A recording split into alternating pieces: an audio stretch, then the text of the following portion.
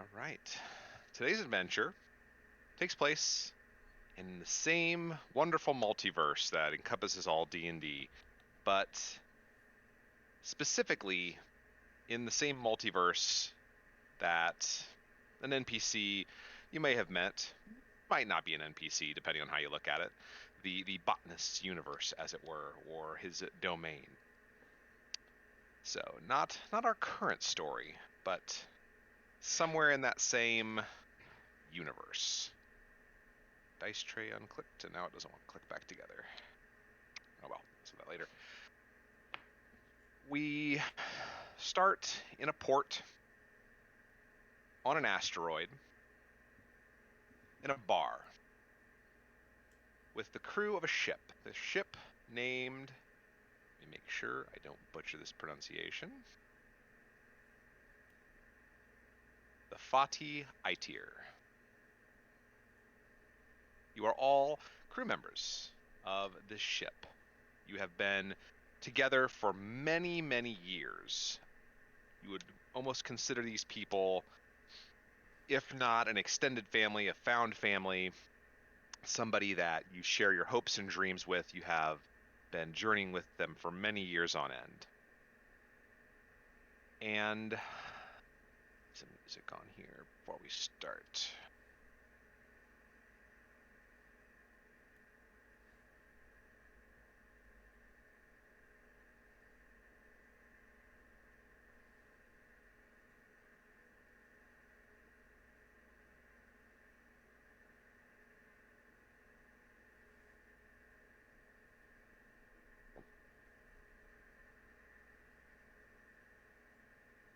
There we go.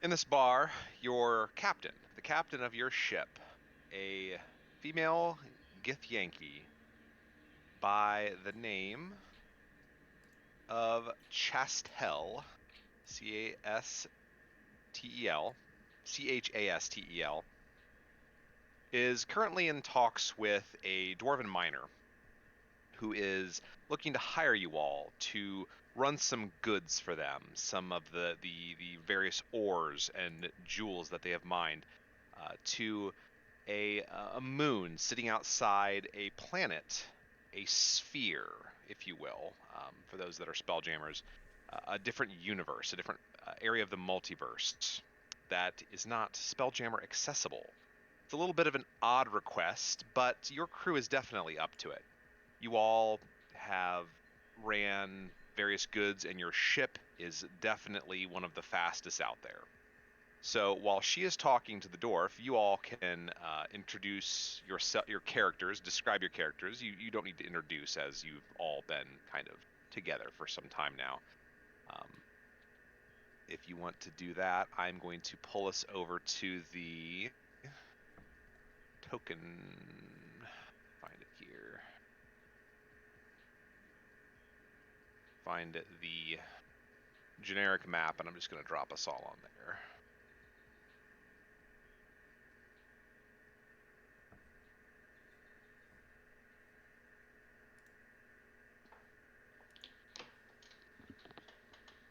Goodbye, Eugene. Goodbye, Thither.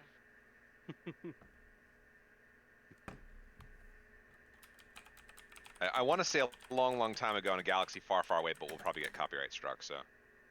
This is being recorded, so. It's a good thing you didn't.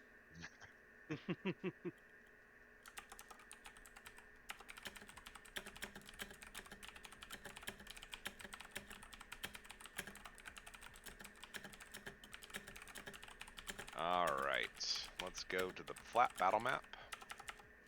Let me wipe out the control room for the Terror-ask. Rock fell, everyone Hyperventilation. died. Terror-ask falls, everyone dies. Good session, everybody. Alright. We got spell All right. jammed. So let's start left to right. Boone, you are far left on my screen, so go ahead and introduce your character, and I will drop them on the map. Okay. My character's name is Zatash. Zatash is a Simic hybrid, which, for those of you who are not aware, is basically like, that token came out horribly. The Simic hybrids are basically like elves and humans that have been like genetically engineered to have like, it seems like sea creature parts that they manifest and give them their various racial abilities. So Zatosh is a Simic hybrid. The things that have been bioengineered into him are manta ray, like fin wing things, and a hard carapace, like a crustacean or something. He is a Path of the Beast barbarian, and it is a pleasure to introduce our meat shield to you today. Okay. Next up, we've got Matt. Go ahead. I am a amethyst gem dragonborn. I'm very purpley. I have purple amethyst flowing around my head, just kind of in the shape, kind of behind my horns, and I'm just glowing with like various magical energies. I like to tinker, and sorry, my allergies are just absolutely killing me right now. In game or out of game? Is that in character? It's canon now. He's got allergies. He's That's his flaw. that's definitely a big flaw. He's allergic to space. Oh no. And Rough line of work. he's always working on side project here or there. And Okay. I am gonna be your tanky caster boy. All right. Next up, we have. I'm Ulrich. Cadmus. What do you? Yes, Cadmus. that's important. That's Oh, okay. that's the name. Purple Dragon Man. Purple Name's dragon. Cadmus. One-eyed, Ulrich, you're up next. one-eyed purple All right. people. My name's Leopold. I am a GIF, one of the odd races of Spelljammers. They're the hippo folk, and I'm not very strong, but I do keep good time, and I'm pretty smart. I've been studying for a long time, and I've developed some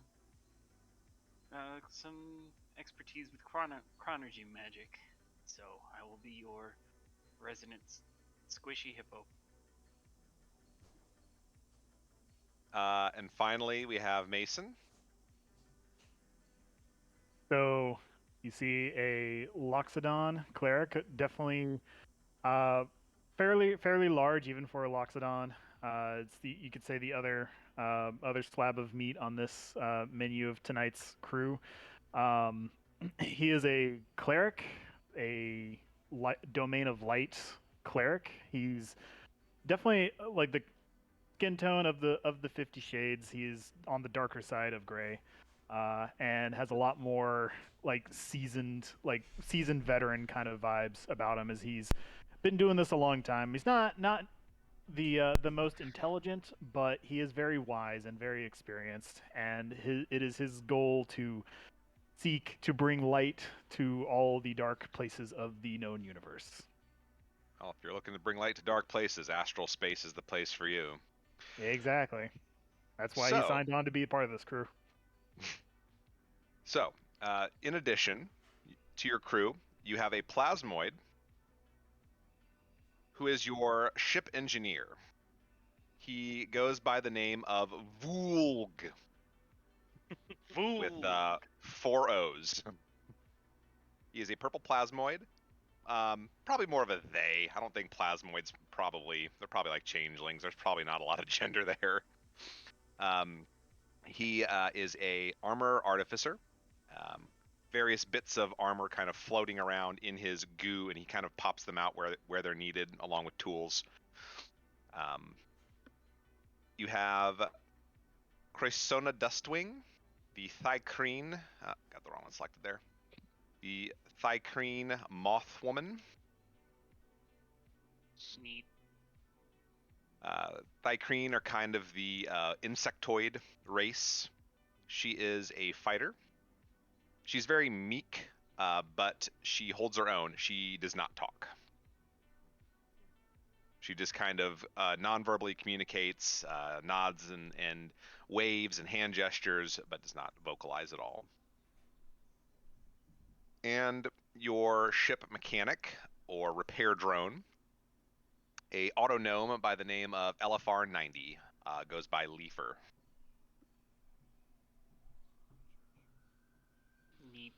You can find me arguing with him a lot on how to fix Probably. things. Probably. No, no, no! You screw it in that way, not that way. No, this is not. I've looked at the manual. I've looked at the manual, Cadmus. I wrote the manual! Searching.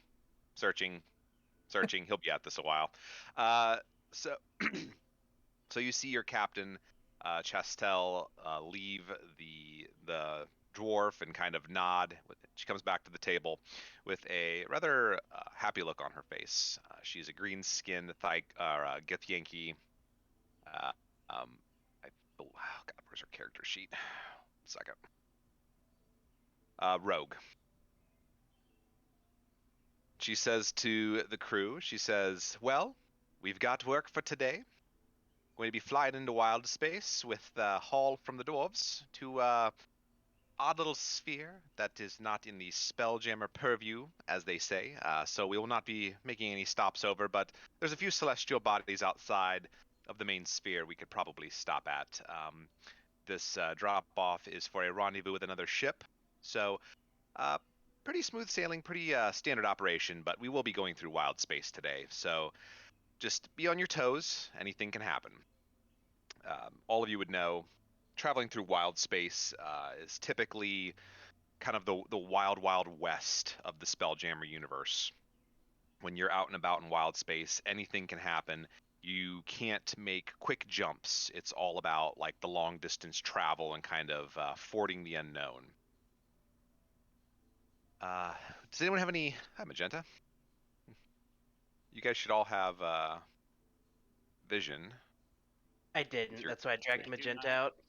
I do not. Hold on. Maybe I don't have these assigned. Yeah, mine wasn't under PCs.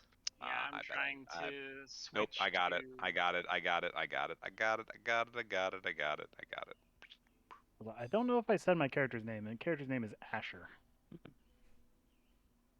Cool. There we go. Now I'm getting it. Hey, I can I see. did. I imported, but I did not. There we go. I imported, but I didn't give ownership, so that's why we had some issues. The Tash is Boone. Ooh.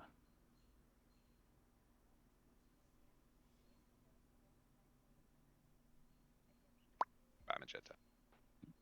So, Now, Shug! I want to be in this adventure. This one sounds fun. So Chestel says to all of you, is there any preparations you need to make before we go?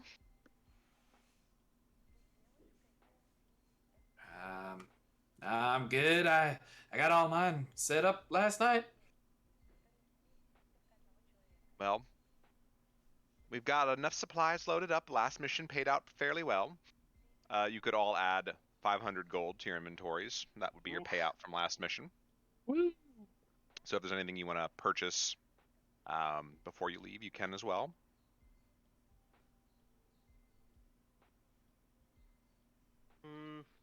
Healing potion, probably.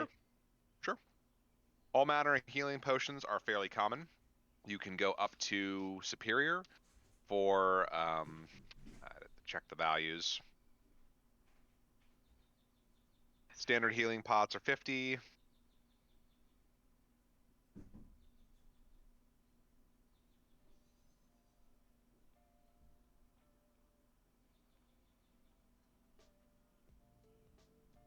think we should also pick up some rations.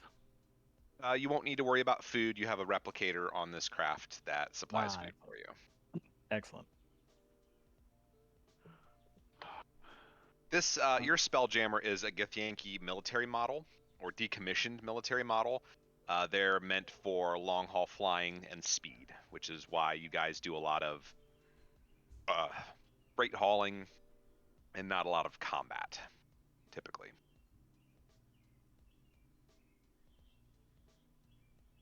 So it's 50 for a normal, 250 for the next step up, 2,500 for the step up after that, and it adds a D4 each time. I'll pick up a couple of the regular healing potions for, I guess it's Sure. 100 gold total. Sure. I'll spend my payout and get 2 of the greater healing potions. Sure.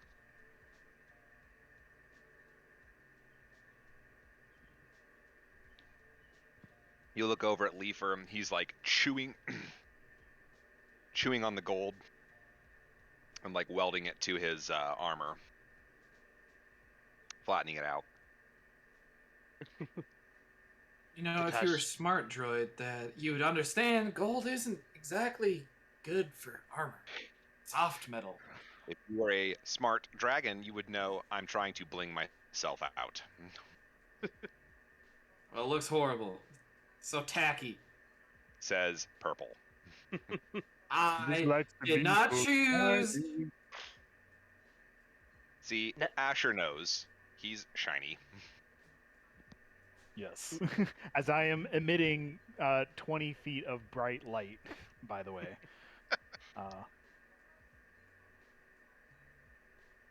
Nah, Due man, to I think the my gold's a weapon. good look, but I like silver better. Try that next time. You see Chrysona kind of flutter her wings a little bit, and some silver dust falls off of them, and she like nods to you. Zatash. Sorry, I gotta get names. Well, if there's nothing else in town, you all exit the bar on this sort of podunk, middle of nowhere asteroid and load up a crew or a haul full of jewelry and ore.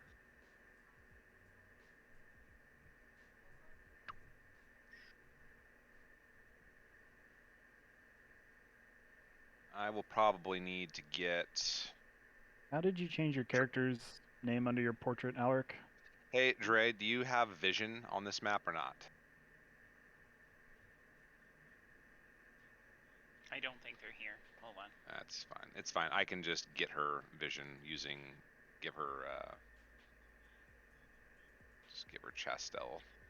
Anyway, on the players section, bottom left of my screen, there's a window that has just players on it.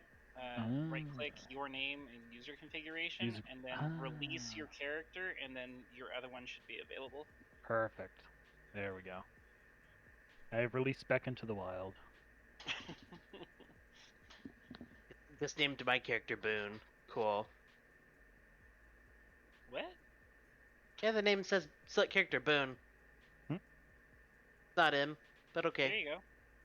You're Zatash. It says Boone to me, but under your camera, You it can says change Zatash. that. You can change that if you need to. I know you're talking your actual character, right? just under don't my worry about it. portrait. Yeah, don't worry I guess not important. All right.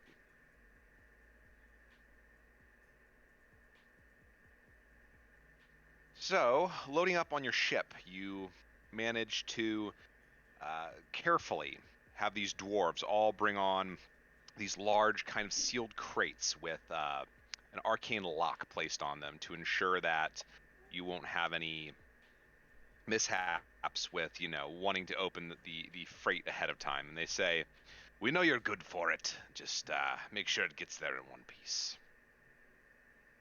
Chastel says, "We will. You can trust us." And she says, "Get the ship ready to go, everybody. I need everyone to give me a strength check to get the ship Yeah. ready to go. This is battening down the hatches, securing the mains. All the meatheads to. Mhm. Natural 1 for a total of 0. 18 for a total of 23. Ooh. 19. I'm not helping. I'm gonna- Leopold is like just chasing a rope around in circles, trying to like grab it and tie it down to hoist the sails. The rest of you do a decent enough job. Outside of Cadmus, you're actually not even trying. You're too busy arguing with Leafer about Yep. why gold and purple are not great colors. They're opposites. He's up in the crow's nest yelling down at you. You see like the rear legs that have like little torches on them, kind of securing pieces of metal and repairing while he's arguing with you. And let's see, Croissona would be up at the helm. She's kind of the lookout. Vulg is inspecting the weapon systems, and Chastel sits down on the actual Spelljammer throne, which is the core of the ship. It is what powers it and allows you to fly through astral space unhindered. You see her tap it, and she takes some of the magical energy from within herself, some of her spell slots, and puts it into the throne to power it up. The ship lurches off of the dock and flies off into astral space before hitting warp speed and moving to wild space. So, I need Zatash to give me a D8 roll, please, as you enter wild space. Okay, where's my D8? Here you are, I think. Yes. Okay, that's a 6. All right, roll a D4. Excuse me, roll a D4 for me. This for how many? 2. Okay, so 2 days go by traveling through wild space. You see hide nor hair of anything. This isn't unusual. Astral space is massive, and when you get into wild space on top of it, it's like looking for a needle in a haystack for much of anything. It's not to say things can't happen, it's infrequent. But on the horizon, you see Croissona point at something and start flapping her wings and trying to get your attention.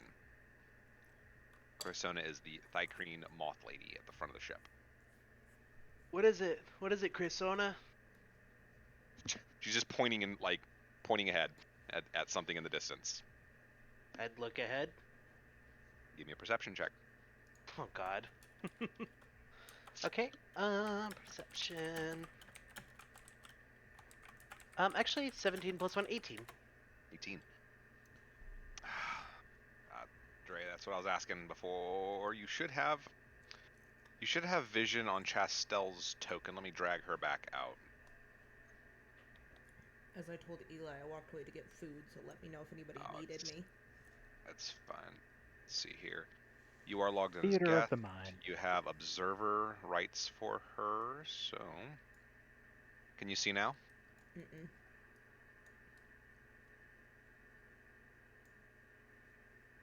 Okay, You see there now? we go. Yeah. Hey, there you go. So off in the distance, you see a sort of a shape making its way semi-straight towards you. It's coming in from like a northwesterly angle, or we're on a ship, so it'd be like a larboard, like the larboard side. There is a lot of movement from the ship, and as it gets a little bit closer, you notice that this is an illithid nautiloid coming straight towards your ship. And I noticed that, or does everybody see that? You do, because you're the one that looked where Croissona was pointing. I'd let everybody know. Bros, come on! There's a ship coming after us. You would know definitely having been an experienced jammer, that, illithids, and in particular nautiloids, are not good business. Chastel kind of hisses through her teeth and says, "All right, crew, are we running or fighting?" Yo, faster, we should probably try to run, eh? I think that'll be best, yeah. All right. Very calm. All right. Who wants to fly the ship? She's I powering it, I've- so she cannot navigate. I've got proficiency in land vehicles, but I don't know if that counts. Sure. Until the Alright. official Spelljammer rules come out, I'm just going to use my makeshift Star Wars rules that I'm using in the Bounty Hunter campaign. So as long as you have vehicle proficiency, you can fly. So you run to the helm. It is a typical steering wheel of a like sailing ship. As the ship you're on has no cover, it just kind of looks like this wooden sailing ship flying through the sky that has normal sails like a sailing ship, but there's also sails along the bottom, but is being propelled primarily by magic. Give me a piloting check, add your proficiency. So d20 plus your proficiency. Okay, that's 12 plus 4, 16. 16. Right. Does anyone else want to do anything to aid in the escape? And this is getting a little more abstract. So just think you are running a ship. What kind of things would need to be done in order to, properly run a ship? Are you like dumping magical energy into the Spelljammer to help with speed and power? Are you readying a weapon? There are several force ballistae positioned on the ship, as you can see here and here and here. Is there anything else anyone wants to do, or are you just kind of counting on piloting and speed at the moment? I'll be at the Spelljammer ready to blast some magical energy into it to blast off. Okay. Anyone else? I'm going to continue handling the ropes and controls to make sure that we're getting the most amount of catching it as much space wind in our sails. So, and making sure that maximizing the most out of our what we're able to Oh. capture out of space. Okay, give me a dexterity check. Oh boy. It's going to be a 12. Well, okay. I will take that into consideration. So, after the first round of trying to outrun this illithid nautiloid, you notice you are definitely gaining ground on them. It will take a few more turns like this, but you can definitely outrun them if you continue down this path. So, second round. Does anyone want to do anything in particular? Do I have to re-roll on the piloting, or? You will, yes. I'll help you, Cadmus. So then let's dump a.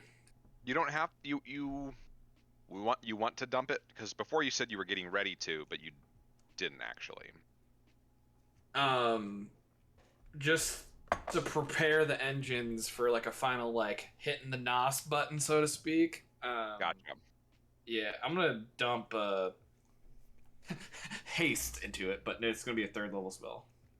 So in particular, you go to dump haste, and you hear Vulg in the back of the ship say, "Remember last time? That hurt the sails a bit. Please be careful." And you see a little camera, he's not looking at you. There's a little camera on his shoulder pop out and kind of look back at you while he's just tending to this force ballistae. All right. Asher, give me another dex check if you're going to continue. Actually, what I'm going to do. How far back is the ship, the chasing ship? It is out of weapons range currently, but if it gained on you a little bit, you suspected maybe 2 turns of gaining on you, it would be within weapons range. Okay. I'm gonna try to actually move back to the backside of the ship here and I want to try to throw it off. So I want to dump a third level spell slot and cast to daylight to try to like kind of like flare so it can't see where we're going. I gotcha. Okay. Give me an Arcana check, and you can add the spell's level to that Arcana check. Okay, so this is a third level spell. So okay, 14. 14 total. Okay. Let me see how their helmsman reacts to that. Okay. All right. And then the two that were helping the throne, Leopold and Cadmus, I need you both to give me just a straight d20 roll. 7. 16. 16. So Leopold trips into Cadmus a little bit and is like, I'll help you, and then just kind of ends up shoving your hand, but you still manage to grab onto the side and dump the full spell slot in. Zatash, give me another piloting check. You can add a 3. On top of my proficiency, or? Yes. So Okay. d20 plus proficiency plus 3, as the boost from the spell slot has helped significantly. Cool. So that's that's gonna be a 2, 3, 4, Sid? 6. So that's a 9 total. All right. Oh god. See how their pilot does. The ship starts to gain back on you again. Asher, you look out the back of the ship. Your dazzling daylight spell is consumed as something on the front of their vessel fires off a glob of darkness that encompasses the daylight, canceling each other out. I'm not too happy about that. Asher, give me a perception check. And do. Going to be a 7. A 7. Okay. I will take that into account. All right. They are neck and neck. In about 2 turns, they will be right on top of you. They are not in weapons range. They're not in weapons range yet, but if they gain on you another turn, they will be. Next turn, what do you all want to do? Am I still concentrating on haste, or is it just consuming the spell slot? It just consumes the spell slot. When you dump magical power into the Spelljammer throne, it consumes the magical power and feeds it into the ship to kind of power it. You're putting more coal on the fire, so to speak. I'll do a first level spell. All right, Leopold and Cadmus both roll a d20. Okay. 2. Natty 20. This time you just slap Leopold's hand out of the way like, no. It's just, you're not helping. I'm sorry, Cadmus. Chastel kind of gives you this chiding look of like, look, if you're not going to help, maybe go try to do something else. But it's not like an angry look. It's more along the lines of like, you know this is probably not your area. Go find something you're better at. Asher, you want to do anything? Yeah, seeing as they consumed my light with darkness, not too pleased with that. I say these darklings need to have a lesson taught to them. So I'm going to go up to the ballista here and prepare for once they get in, if they get into range, to fire a shot at them. Okay. You ready the ballista and you turn it sideways. You'll have to get down here to fire it. It's a little bit of a climb down. I know this isn't a great model, but there is a little bit of a climb down to get to it. You man the force ballista and ready a shot. Okay. Zatash, give me a d20 plus proficiency plus 1. Okay.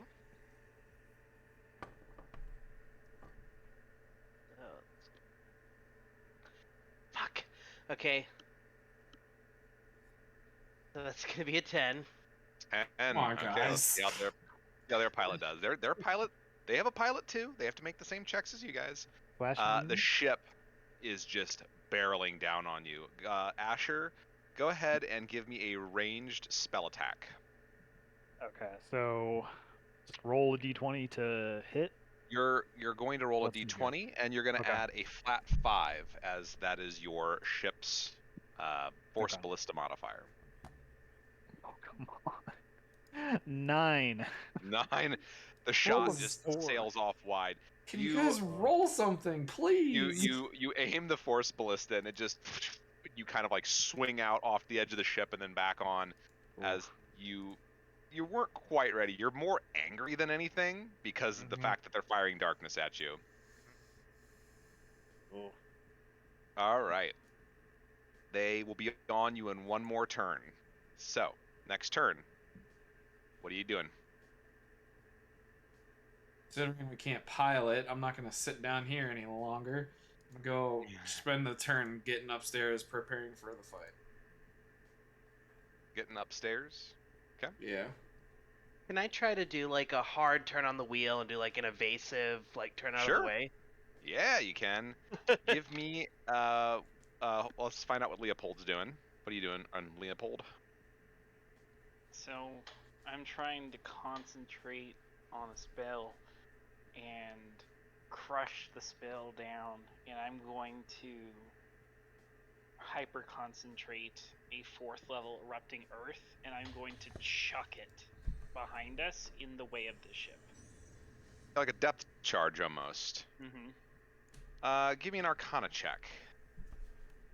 As there's no earth out there, but the fact that you're compacting it down could definitely work. 23. 23. There you go. So you huck this makeshift depth charge out of the back. Zatash, give me a proficiency plus d20 piloting check and subtract 4. Okay. Oh yeah, hold on, bros. All right, so that's gonna be. Jeez. Well, finally I rolled a good one, so the -4 cancels out my proficiency, so it's a 16. 16, okay. And that is going to increase the DC for their ship to catch up to you. Oh, that is bad. Okay. So the depth charge rocks their ship, and you see it veer off course. And then Zatash just takes the wheel and just spins it end over end, and then pulls a lever, and the rudder causes the ship to just dive in this almost, you could call it like it's very Tokyo Drift, but you're doing it at a downward angle.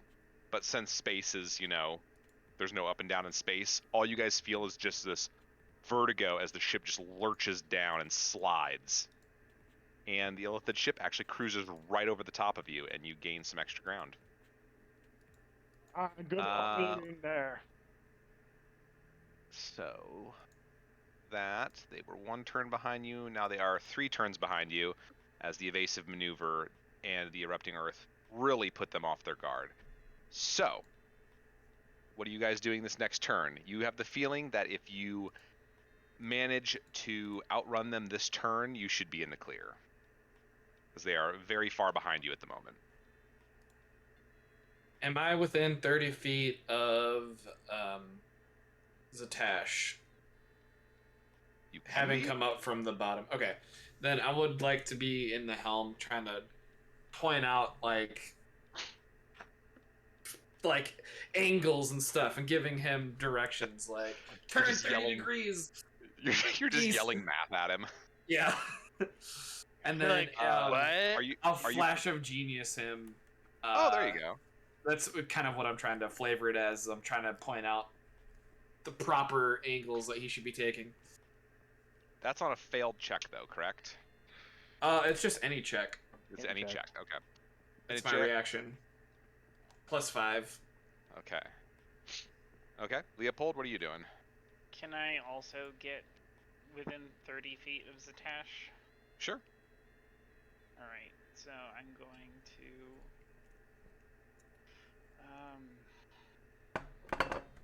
get near the helm and just mutter encouraging words, and I'm gonna try and bide my time, and pun intended, and just start moving my hands in clockwise motion together and pray this works. I'm going to use a reaction if this goes poorly. Asher, what do you want to do? So I want to continue. So with the maneuver of trying to evade these, I will need to adjust how some of these sails are configured. So I'm going to try to like readjust the main masts and the sails to again fully capitalize on the evasive maneuver. First of all, put yourself up in the crow's nest and then give me a dex check. Okay. You see Leafer on the other side making adjustments as well, so see if you guys can both make some good adjustments. 17. Here. 17? Okay, that's good. All right. Piloting check from Zatash. You can, let's see here, Cadmus, you can add the Flash of Genius from Cadmus, and you can add a +2 from Asher. Okay. So D20 proficiency +5 +2.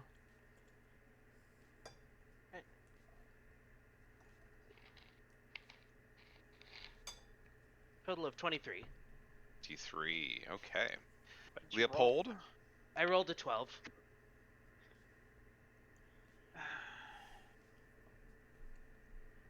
So, I wanted ship- to try and go ahead. use Chronal Shift, but he rolled decently. So I was wondering if I can try and guide and use the Chronal Shift to fine-tune Zatash's movements to the correct position. Okay, here's what I'm going to let you do. First of all, give me an Arcana check to see if you can pull this off, because you're using it from a outside perspective. 21. 21, okay.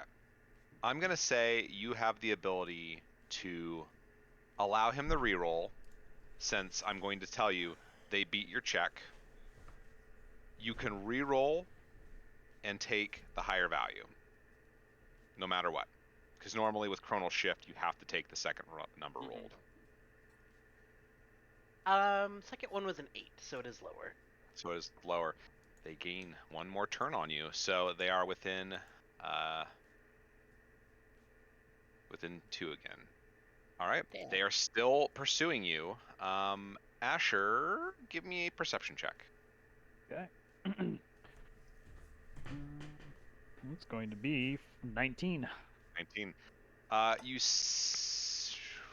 is that close enough?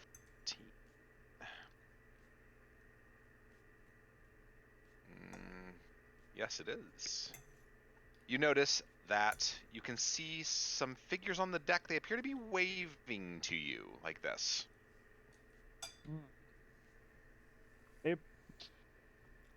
They're waving us down. I don't know. Huh. Maybe they're just trying to get our attention. I would say down to everybody. I don't know, bro. If Orders? you want me to pull over, I can. See here, can I like insight check to see if is it like a like Yes, are they trying? you can. It's going to Okay. be a very high DC. It Alright. is very, very far away. Okay. Well, we'll see what I get. 24. Oh my god, that's enough. Okay. They seem panicked, and the main insight you gain is that you fired at them, they have not yet fired back at you. Ah. So they appear to be friendly. Yeah. Okay. So, yeah, maybe we should slow down. They seem to be trying to flag us down for some reason. I would say that down to everybody. Zatash would look over at Leopold and Cadmus and be like, "What do you think, bro? Should we pull over, see who these guys are?"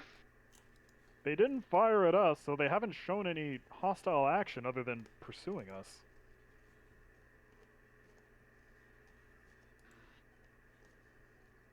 Alright. Didn't want to fight, but we'll see where it goes. You stop the ship. Pull the e-brake. Pull the e-brake, and you ruining the transmission. Chastel says, if these are illithid, it's probably best that if I'm not up here. we don't get along too well. And you see her kind of stroke a illithid tentacle hanging from one of her necklaces. I'll be below decks. Come get me when you're done. She go below deck. As the ship pulls up, you see 3 illithid in trench coats standing upon the deck. And one of them sends a message to Zatash, as you are currently the pilot, and it says permission to come aboard. The Tash would look around. They're asking for permission to come aboard, dudes. Should we let them? As long as they don't try to spread any more of their darkness, I'm okay with it.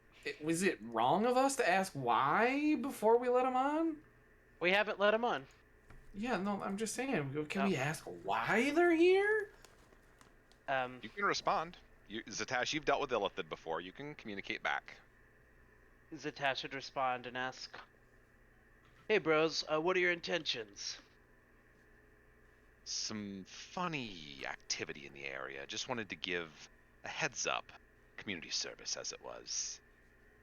Don't have to come aboard. Just nice to see friendly faces. If you want, we can just tell you the information. I think that'd be great. Well,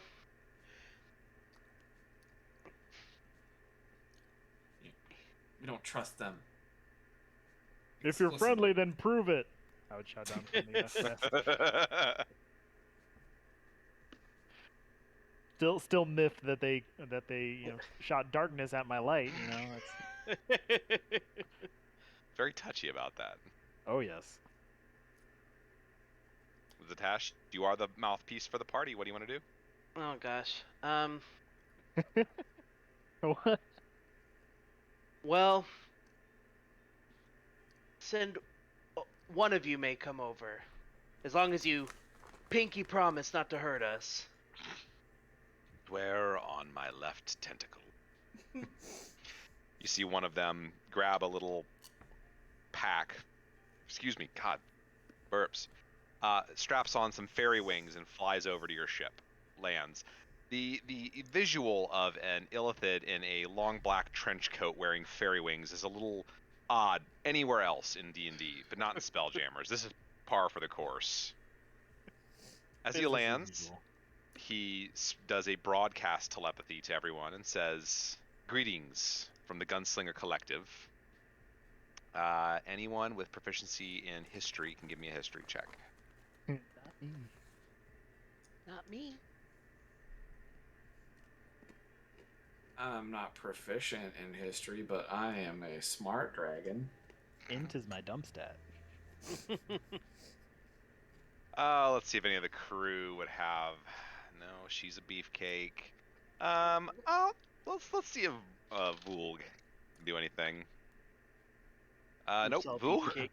Well, you look over at Vulg, and like he does like a two sets of shoulders pop out and do like 2 shrugs at once. No idea. Goes back to repairing. They seem friendly. Vulg says, "This isn't the ship of the Sparrowhawk, is it?" Kind of looks around a little bit. It's Githyankian design. You would all know that Chestel's nickname is the Sparrowhawk.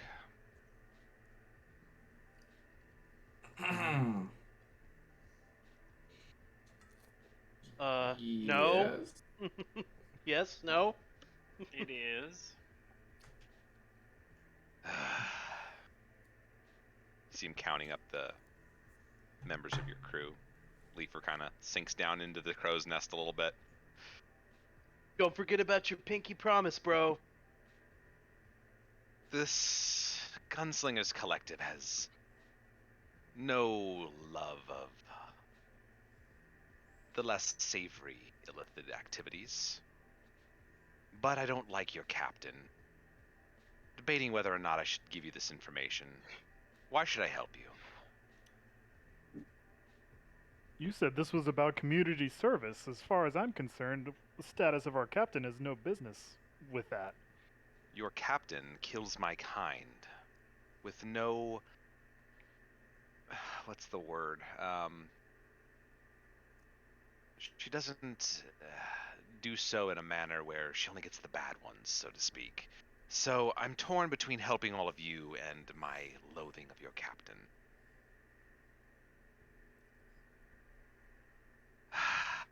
Looks at Asher. Give me a charisma check. You can give me a persuasion or an intimidation check, depending on how you want to play this. I'm gonna go the intimidation route, with man. Still, how do I want to play this off? So,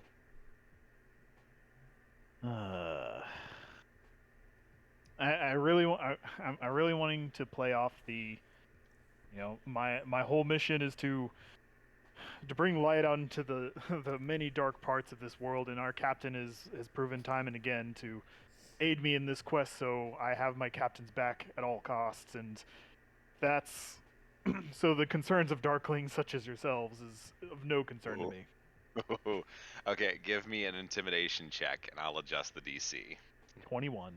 21. You see him kind of step back, like you have shaken this illithid. He doesn't quite reach for a weapon. It's more of a reflexive step back of maybe I shouldn't fuck with these people. Maybe I have heard the wrong things, or at least maybe I shouldn't fuck around and find out, basically. He says, fine. I'm sorry, I did not mean to offend. I simply wish to inform you that there is trouble in the area as of late. And he will relay a piece of information to you that may come in handy later. So you can, Mason, just give yourself a token, something to remember that you have essentially a get-out-of-jail-free card for if shit goes south. Okay. Noted. He says, and keep that knowledge close to your chest. Relay it to anyone else you find. You're trying to make sure other people don't run into the same problems. But thank you for your understanding, and apologies for the rough social aspect at the start there.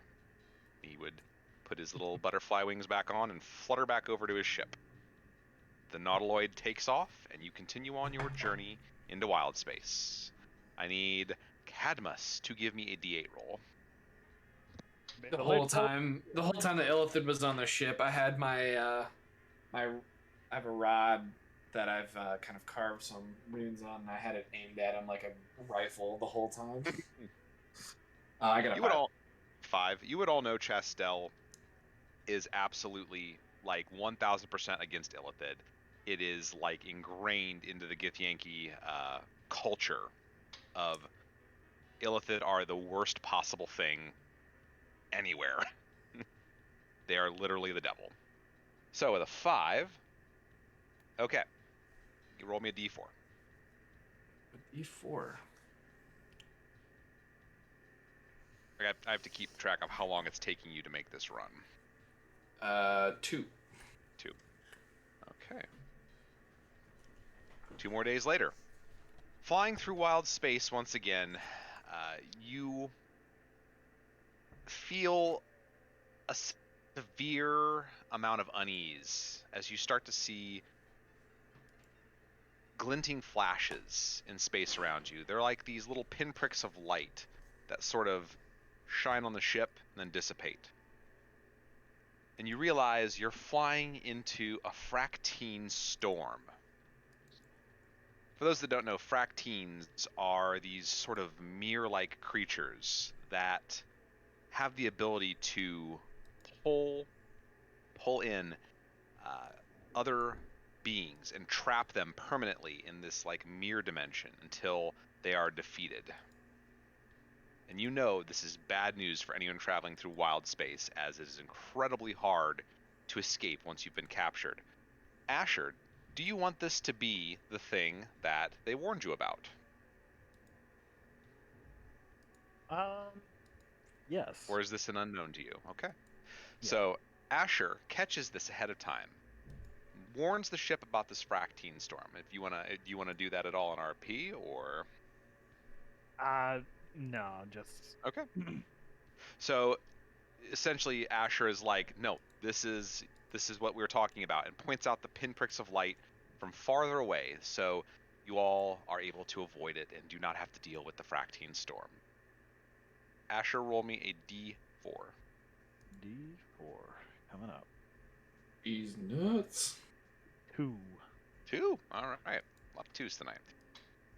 So, after 6 days of traveling in wild space, you arrive at your destination, a glowing sphere far below you that is orbited by, sort of on the fringe edges of their initial sphere, orbited by 2 moons.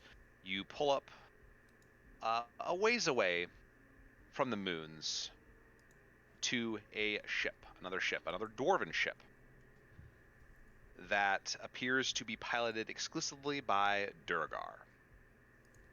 As you dock, Chastel says, "We have the goods. We have everything you asked for. Where's our payment?" The Durgar says, "You'll be dealing with our captain. One moment. And they start to unload your ship. No, payment first. Give me a persuasion check. These. 15. 15. Give me an insight check. Insight, I can do that. 18. 18. They look nervous, but they stop and do not unload the ship. They look skittish, like they just want to leave up and load up and leave. The captain approaches a drow woman with this kind of long, flowing, silvery robe and this ornate chained headdress. Approaches the crew and says, yes, your payment. Looks at Chastel. She extends a hand and snaps her fingers, and a Durgar brings a crate aboard the ship. As it sets down, she opens it, and you see 20,000 gold, approximately. Chastel kind of looks. That's not the amount we agreed upon. This could be yours, if you want to run a mission for me, in addition to your previous mission for me. We're looking to offload a piece of cargo we found on that sphere, and it may not exactly be on the up and up, as that world is not currently open to wild space travel. But the pay, you won't find better pay. You would all know this is like, you sometimes you wouldn't even make this in a year. This is an insane amount of money. Chastel is just looking at it, drooling. So, lady bro, why is this payment so much? Is it hazard pay? It is. I won't beat around the bush.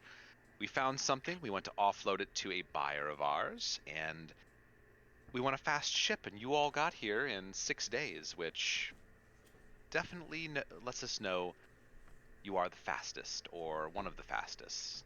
Could get it there in the right amount of time. We don't want to endanger you. We wouldn't assign this to a slower ship, but it is hazard pay. This is the upfront.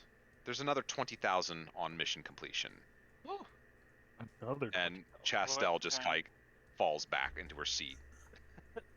What kind of danger do you think we're gonna be running to pay us this much? Prying eyes, pirates, that kind of thing. We've taken some measures to secure it. We've encased it in lead to make sure scrying spells and magical prying shouldn't be a problem, but speed and time is of the essence. He hears encased in lead, and Zatosh kind of smiles and points to himself. Sounds heavy. I got it. Well, sounds like we have an agreement then. Nothing faster than the speed of light. Can we ask what it is before God damn it. agreeing? Give me a persuasion check. Not good at these. Oh my gosh, but natural 18 for 19. I'll take it. It's an incredibly powerful magic item. Something of godlike proportions. Something rare in the universe. And you seem like the crew to do it. Chastel is just like floored. She is sitting in her chair, completely taken aback by the amount of money being offered. We could retire on this. We could do so much with that. I almost feel like we have to take this. What do you all think? I'm gonna try and communicate with a Durgar telepathically and go, what's going on with this item? Give me another persuasion check. This one's with disadvantage. That's a 3. Read. This says, talk to the captain. You butt.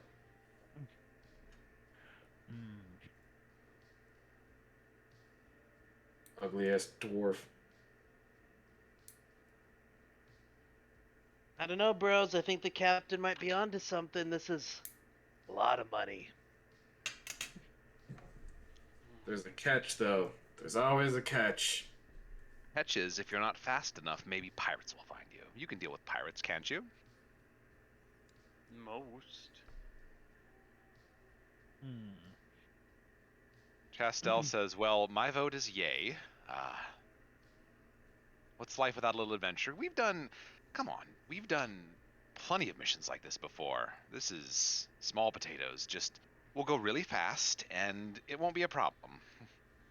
And this is when the group votes no, and we don't have a campaign. And then we continue on our merry way. This is when the DM has to dangle a very big carrot in front of the group to see if they take it. If you think By so. the light, I think we should do it. Yeah. Sure votes yay. With that, Zatash, if you wanted to help, give me a strength check. This is not light. Oh, What's to your lift carry? the Yeah, what's your like push pull drag? push pull drag is going to be inventory 600 pounds. Yeah, you can lift this by yourself. You essentially see Zatash come back carrying a I can block help of with lead roughly the size of like 4 coolers stacked on top of each other.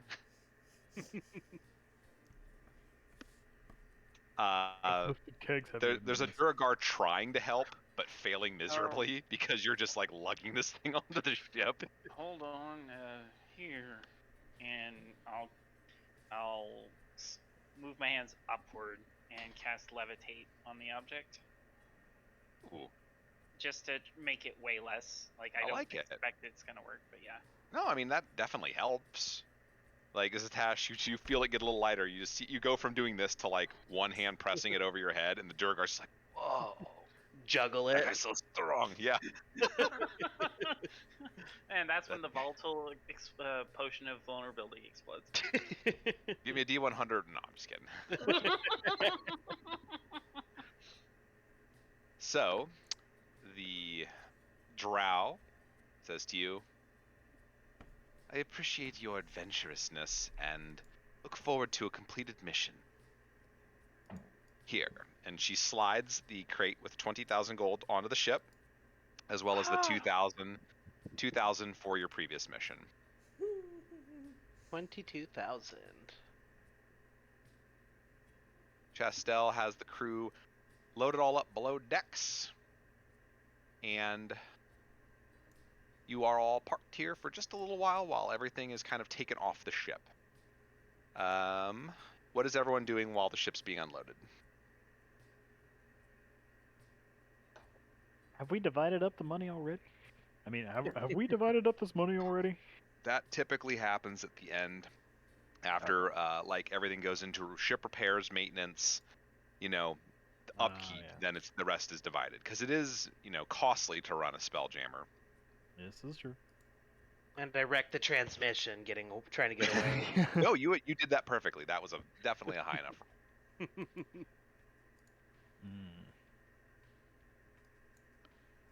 Let's see. The Tash isn't really good at much. Just any sort of manual labor that needs to be done on the ship, he would be trying to help with that. Okay. Yeah, you kind of look out. You see, this beautiful shining sphere below you. There's a couple of moons orbiting. Very, very pretty, but nothing, outside of what you've normally seen. There is very low jammer traffic in this area. Usually when you're this close to a sphere, there are many, many more Spelljammers flying around. Because this one is not open to jammer traffic, that's probably why you two are the only two ships here right now. Leopold, give me a nature check.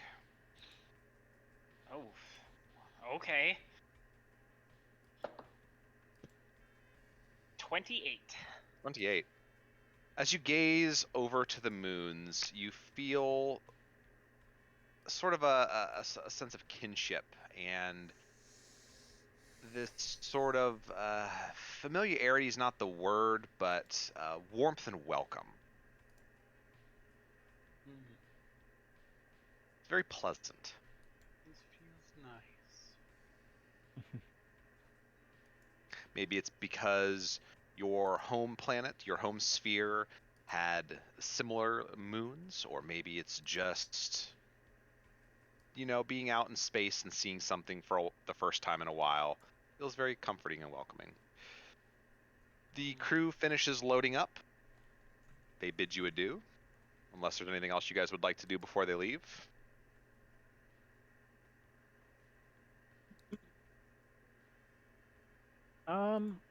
I'd like to pray to my deity just for about oh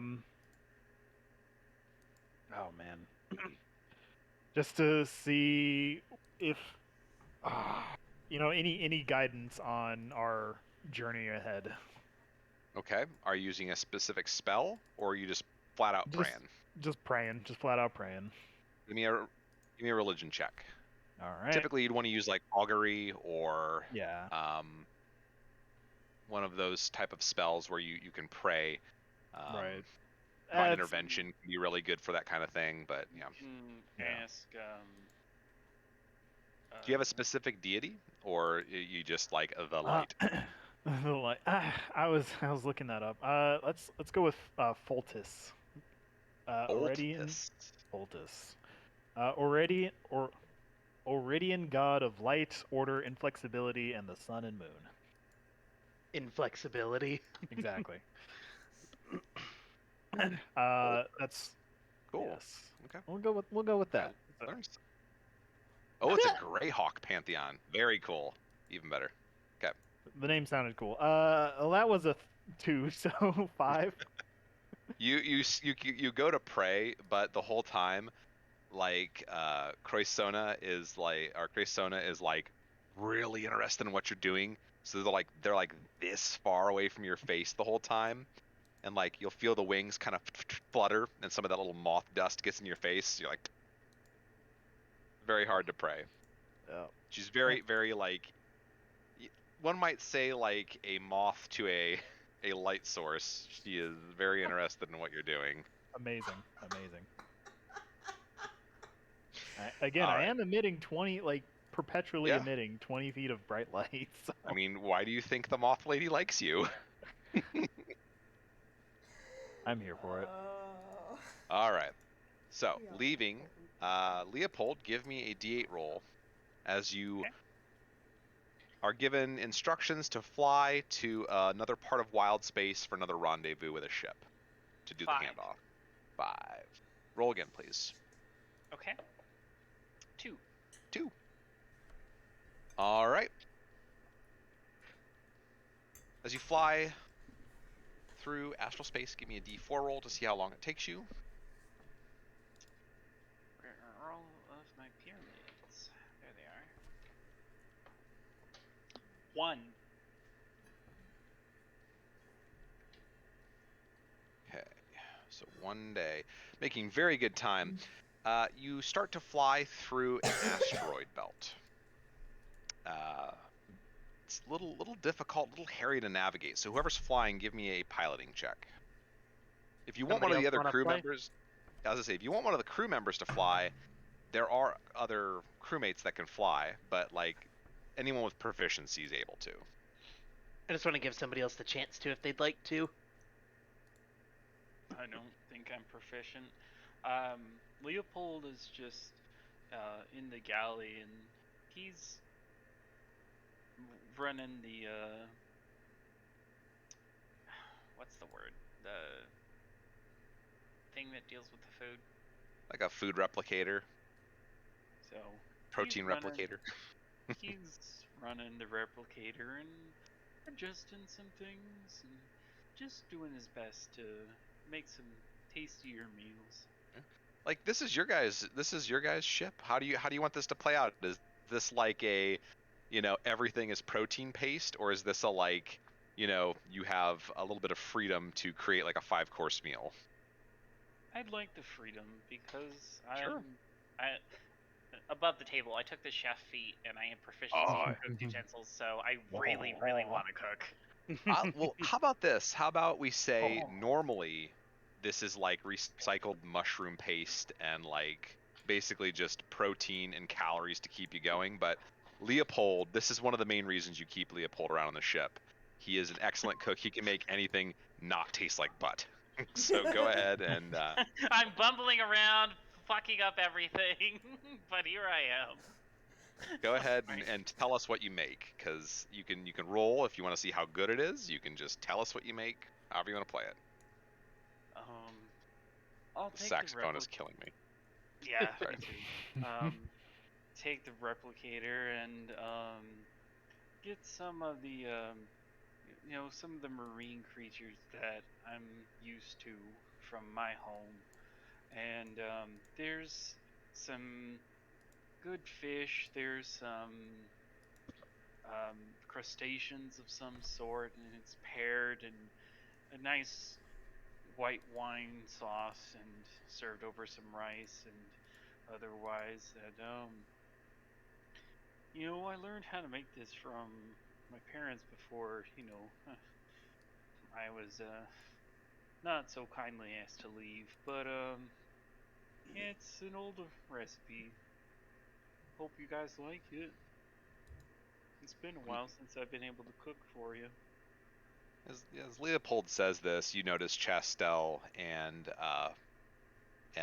Cressona kind of get this look on their face when he's talking about forced to leave. Like, you would all know, you all have your backgrounds. You've all come here for a reason, but a lot of the members of this ship are kind of outcasts and have just kind of found their way to this collective for the same reason, in that, the lost find the lost, so to speak.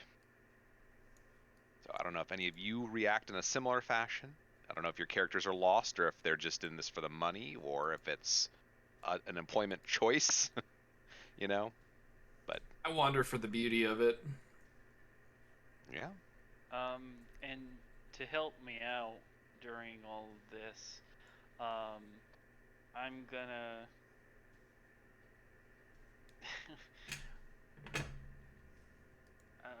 sprinkle some magic in here and there, and you see just kind of like various spices come out of the wrist pocket and other stuff like that about just a little bit of this, a little bit of that. I love that. Like, it's like a rogue with pocket sand. You're like, pocket spice. Pocket spice. You just got like a fucking shaker of cumin up your sleeve. Yeah. Bam. Exactly. There you go. Homebrew ability. Bam. Throw spice at somebody. Set it to cayenne and just like get someone in the eyes like fuck. Ah! Pocket spice. All right. Yeah, this is a great meal. This is all happening kind of while you're slowly navigating through this asteroid field. Zatash, I'm thinking you're the one that is doing this, and I did see what you said, Matt. So why don't you go ahead and roll a? You have any kind of tool proficiency? I got smithing proficiency. Because and you're thieves' you're an tools artificer. You should have and wood carvers. plenty of proficiency. Just give me a d20 plus proficiency. Okay. It's 17. So this time you actually do like shove Leaf out of the way and like open the manual and point to it and be like, "This is how it fucking works." Your name is at the bottom of the page, as this is not the stock manual. This is a manual you have adjusted yourself to show the custom changes you've made to this ship, and you actually do give it a little bit of a speed boost. So Zatash, go ahead and roll a piloting check and add a bless. Cadmus, you can roll the bless. Which is a D4. Yes. Mhm. Okay. All right, that's gonna be okay. So that's 18 plus 4, 22. 22. Plus Jesus. 3. Very 25 nice. total. Very nice. So you pilot through, no problems at all. Don't hit any asteroids. But after half a day of travel through the belt, you do notice there is a non-responding Spelljammer kind of just floating close to an asteroid. Filled with Geth. Don't know. There's nothing. This Spelljammer is of a similar make. It is a ship-shaped Spelljammer, not an animal-shaped one. But there is like no activity. It's just kind of floating randomly. It does not appear to be of a Gith make. More of a just standard sailing ship model. The Gith ones are made more for like speed. I was making a Mass Effect joke, Geth, like the robot people, Oh, because that's how Geth. one of their Yeah. Oh one of my their God. missions start in there. Filled with Geth. Yes. It's very much like it's the trope, ghost ship floating in space. What do you want to do? What do you guys choose to do? Hey, I say bro, we should we keep go going. check it out? Oh, We're on a time crunch. Mhm. We have all the money we're ever gonna need if we get this mission done. So What if I there say are we play it people on safe. there? What if they need help? we are helping ourselves. I'm just going a little stir crazy, bros. It's been a while since I've gotten to really stretch on this ship. Yeah, It's a big ship. Chastel looks a little conflicted too, in the same manner of like there could be people, but money, and we're kind of on a time crunch. So she leaves it to the crew. You guys can all decide if you want to go or stay. Since she is conflicted, she will not like force you in one direction. Is Vote there on a it, way bros. that we can look for if there's life there, or Even if you have magic to detect life, that's not my thing. I'm more about the subterfuge.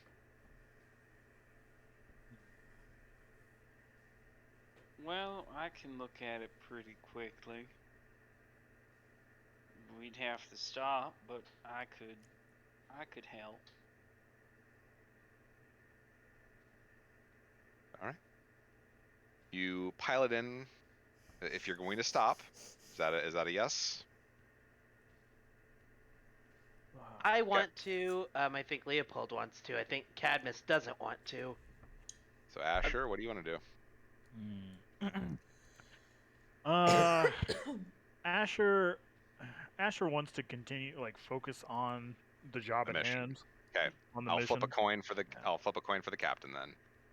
Kraken, you stop. 1, you keep going. 1, you keep going. She says, "We're on a time crunch here. We need to go." Okay. And captain's orders, and kind of points ahead.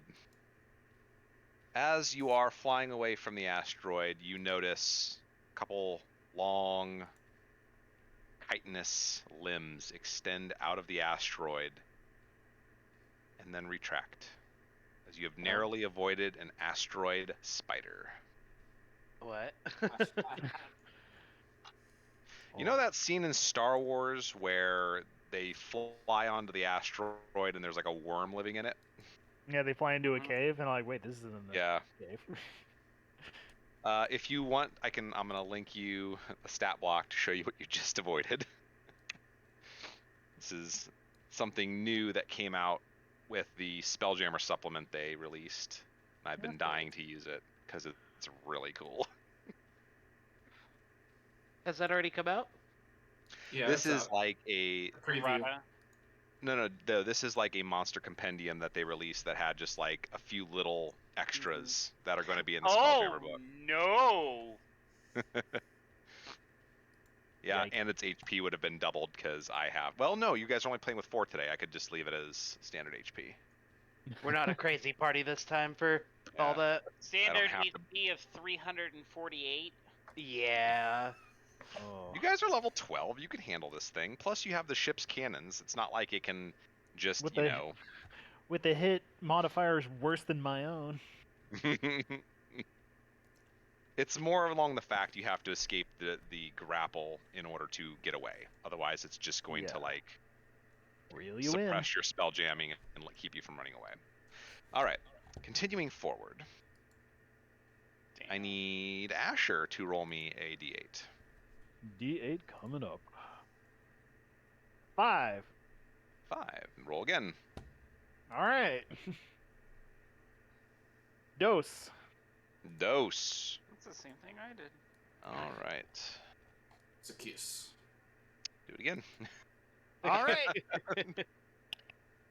4. 4. All right. 4. 4. As you fly through space, give me a d4 roll to see how long this takes to get to the next waypoint. I give you a wild guess. It's 2. 2. Again. Sorry? At least Flying I'm not the through only one rolling space. 2s. Once again, you look off to the starboard side this time and see a beautiful sight. A school of giant manta rays, all glittering with this sort of shimmering gold color with this sky blue and purple gradient skin that shimmers in the light coming from the various spheres and stars and galaxies and multiverse all around you off in the distance. Everyone can give me a charisma check. Oh God. Ooh, I would- okay. Ash would turn to Zatash. Hey Zatash, aren't you like part manta ray? Can't you like speak to them or something? I do I'm not have that very- mutation. You know, I'm gonna give you a modifier on the DC since you are part manta ray. So Ah. Charisma. You said that was charisma check. charisma check. Yep. All right. Did any of you go for charisma at all? No. 17. Okay. Charisma's my dump 14. stat. 14? Okay. I've got 6 minus 1 5. Oh wait. Hold on. I actually kind of did. It's not my dump stat. It should be 18 actually. 18. Okay. Dirty 20. Dirty 20. All right. Looking at If you spec are sheet. 18 or higher, you feel the life flow and the beauty of the nature of the cosmos. This sort of alien biology, if you will. Some people feel at home in the trees in a forest, some in the mountain ranges. You all feel at home flying through space, seeing the sort of natural wildlife of wild space and astral space all around you. Those of you that rolled 18 and over can add inspiration to your character. Woo! As a space manta flies real close to your ship and it just reminds you of the beauty in the world. Can I What a cast majestic creature of light. dancing lights around it to create even more light refracting off of them? These things are probably 3 to 4 times bigger than your ship, so I guess A gentle didn't- effect. yeah. So you're like you're basically like holding a Christmas light up to like a football field, like wee. But it's fun. Like it's more the interaction, and it makes you happy. It makes you feel good. All right, let's take a break there, and then we'll come back. I'm guessing in Oh, this time something big's about to happen. we've been able to take a long rest, right? Well, it's You've been journeying days. for several days. Yeah.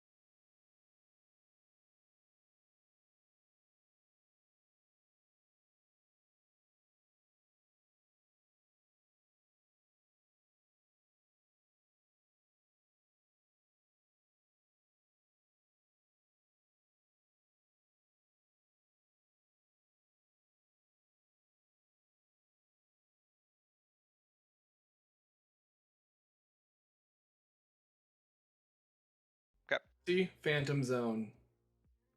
Phantom Zone. Superman. There you go. Similar, but Phantom Zone is like a whole place. This is like your own personal hell portable jail cell that's just big enough to contain you, and you're frozen in there for forever.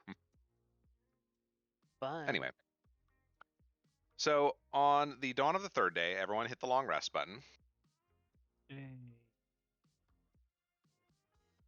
we get any temp HP for the cooking?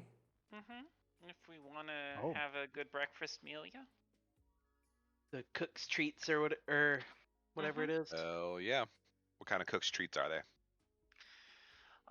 For breakfast, I'm just in the mood, and I'm just gonna make everybody some cinnamon rolls. Oh my god, that sounds amazing. I want Cinnamon some. rolls. So 8 temp HP. Woo! Nice. Okay. With My temp that- dinner was Pepto-Bismol. Hey, Yum. Abysmal. With my temp, that puts me at 157 HP. Woo! Nice. Shit. I broke 100. I did not. Better So- than any bowling score I've gotten. Your morning is wonderful. You have cinnamon rolls. Life is good. You're making good time. And suddenly, your day takes a turn for the worst. Oh no. Chastel starts yelling from above decks. You hear Leafer's alarm going off. You come up and he's got a little like red stick with a light on the top, just flashing. Vulg is manning a weapon, as well as Croissona is kind of prepping. You see a ship far, far larger than yours by probably 4 times as large. Looks like a black monolith with these sort of neon green accents coursing along the edges of the ship. Think Void Ark from Final Fantasy almost, but Oh, that's more neon great. green. The ship is bearing down on you at an incredible speed. What do you want to do? Ooh, does it look like we could possibly escape? You could certainly try. Would I get the feel that it would be possible? You get the feeling it would be incredibly difficult, but possible. It would take some fancy flying. Let me put it this way. Raw speed, no. Maneuvering, maybe.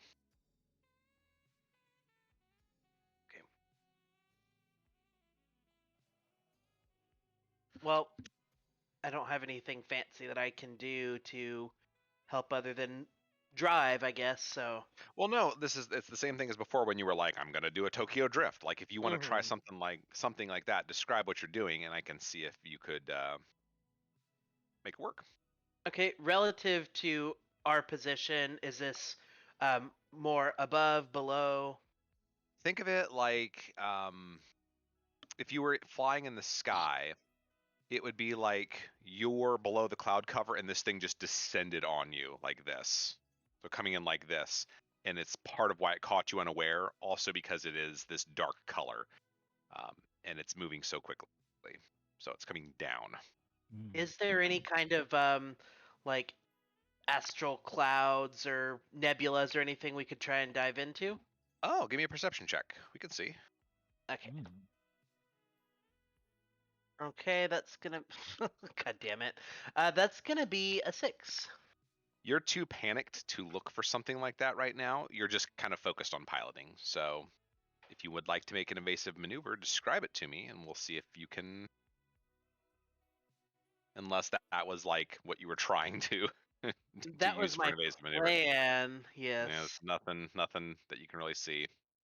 I'll just kind of skirt the wheel and see what happens. All right, give me a piloting check and subtract 2 if you're just Alright. doing like wild motion, like Like, you can't chase me. I don't even know how I'm piloting. Spins the wheel. Drunken master pilot. Yeah. All right, that's a 19 plus 2, so that would be 21. 21. You actually make some progress away from the ship. It's not much. And they continue to chase. Does anyone else want to do anything?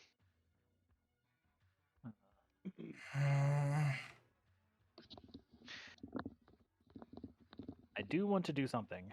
I'm thinking how I want to do this. Because I am holding a couple of percentile dice in my hands. If that tips you off on anything.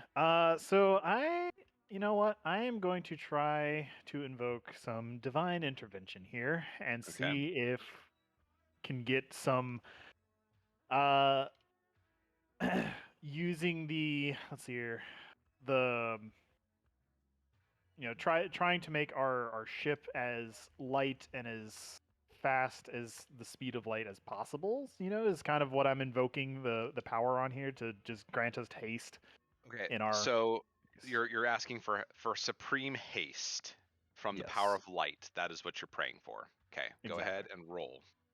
All right. 43. Nope. That's not enough, unfortunately. Good thought, Nope. though. That would have been very cool. You would have had like a It would rainbow have. shooting off the back and like. Yeah. All right. Give me another piloting check. Okay. Another -2 if you're just going to continue to like drunken master the wheel. Now I'll just keep it going for now. That's gonna be dirty 20. Dirty 20. How far is this ship from us? Uh, it's hard to gauge, but I could tell you it'll be on you in 2 turns. And it Okay. actually gains 1 space on you this turn as they manage to outpilot you. So, 1 more turn and the ship will be on top of you. What does anyone want to do anything in particular? I'm gonna send a message to Zatash and say, "Look, they're getting. Let's do a crazy maneuver to try and get our cannons to blast them before they can have a chance to react. Get the drop on them, if you will." Okay. I would hear that. I would sort of try and halt the ship and like spin it so that we could get a surprise cannon blast. Okay, so you're going to stop the ship, spin it, and fire. Okay. You don't need to make a piloting check for that, as you're just trying to like stop. But the other 3 of you, give me a attack roll +5 from the ship's ballistae. All right. It means me. Just a Yes. D20 plus 5. D20 plus 5. 24 hits. 21. 21 hits. 24. 24 hits. All of those hit. You guys can roll. What was your ship's cannon? Bam, 50 bam, d6. bam. Roll a d12 plus 5. I haven't rolled a d12 in forever. Yeah.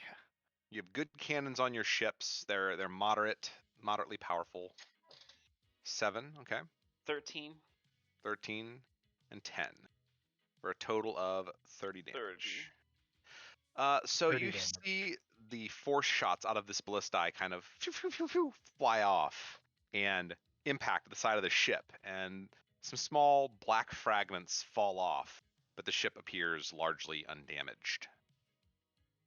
Doesn't like you definitely hit it. You definitely did damage, but this is not enough to stop it or halt it, as it continues forward towards you like this unstoppable force.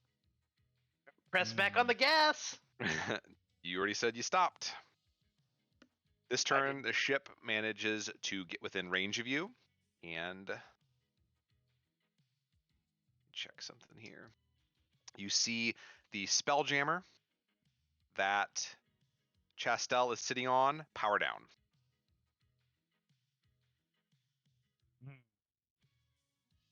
Your ship is dead in the water currently, with this large looming black and green shape above you sort of floating in astral space.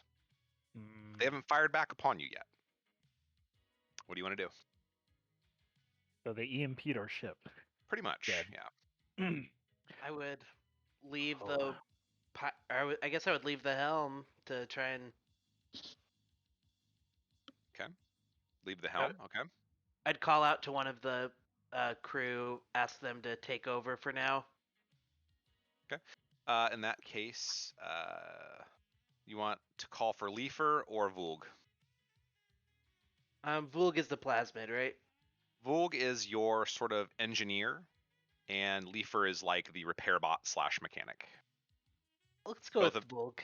Yeah, both of them are capable of piloting a ship. Okay, Vulg, I'm going to move him up here. He is currently steering. Okay. Anyone else want to do anything? I'm gonna ask Leifer if he can see what they did to our Spelljammer and if he can repair it. Okay, Leifer will go below deck and try to fix the Spelljammer. I will make a check for Leifer. Okay, fuck. Leifer is And unable to restart the Spelljammer. He's got like 2 jumper cables essentially, like just kind of come out and slap on, and he's like dumping spell slots into it, trying to power it up, but it's not working.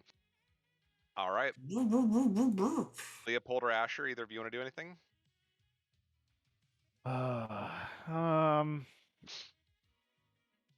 Let's see here. I'm going to cast. Let's see here. Yeah, that should work. On a solid surface of unrunning.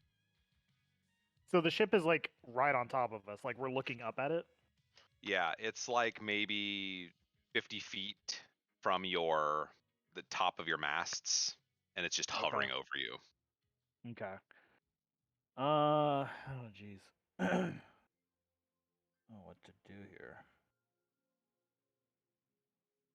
I'm just going to pull out my mace and shield just to brace for any if I see any like people coming off the side to like board our ship or anything like that, just preparing for combat.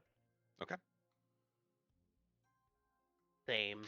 All I right. guess so that's what I'll. Oh no, that's Okay. it. That's it. Okay. So with that, the bottom of the ship opens up, and a sort of sickly purple light starts to emanate down to the deck of the ship. You see 3 shapes emerge from the ship, travel down to the decks of your Spelljammer.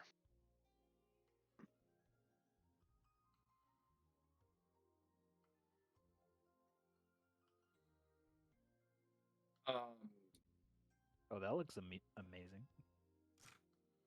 First one to emerge is this sort of boggy-looking creature with these red-tinted.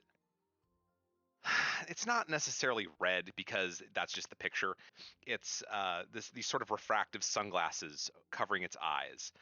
Essentially, looks like it could be a more humanoid version of a shambling mound. And the glasses kind of reflect whatever light is present. So currently, with the ship being, they're just kind of dark tinted. Hits the deck. The second creature that hits the deck is this sort of vague face creature. The lower half of its body is just a roiling mass of tentacles and mouths kind of at the end of these tentacles that seem to whisper as it hits the deck. You can kind of hear these vague whispers coming from it. And the last shape to hit the deck is a well-dressed man in a pure black suit, pure black skin, pure black hair, and piercing neon green eyes. More darklings. Oh. I remember him. Mm-hmm.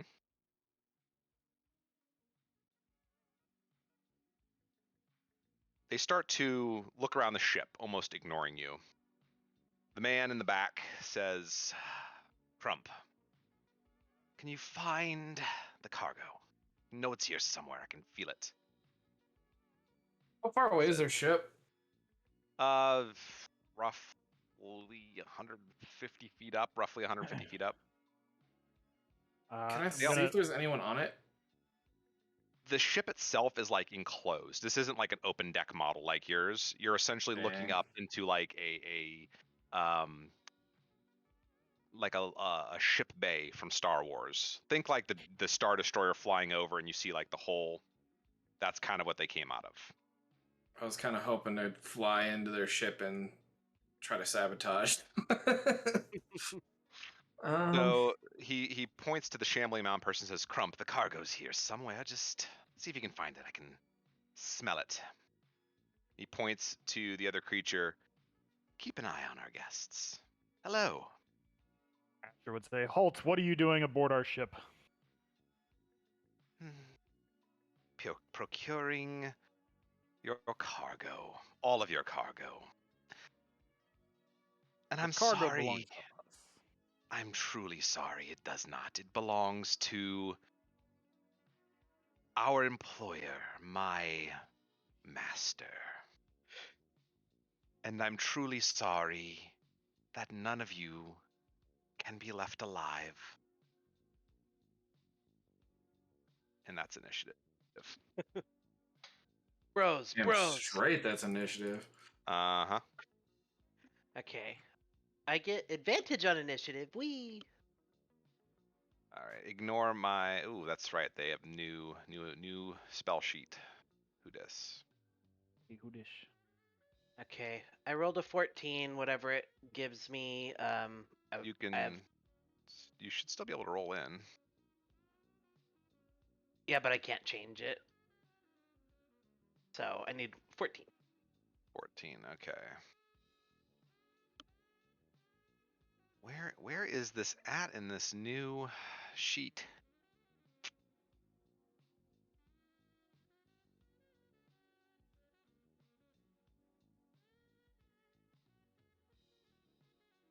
How do I roll in?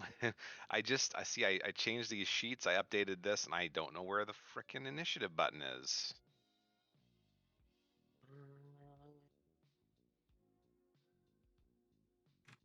Maybe Are I you just using the sheet in Foundry? Yeah. Mine is on the right near the top underneath proficiency. I don't know if it's different for yours. Under proficiency? Yeah. Yeah, it's not there for me. Let's see if I can just add these to initiative.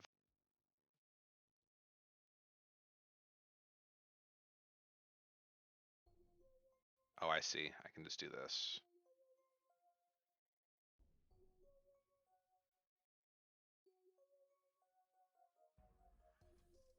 Maybe not.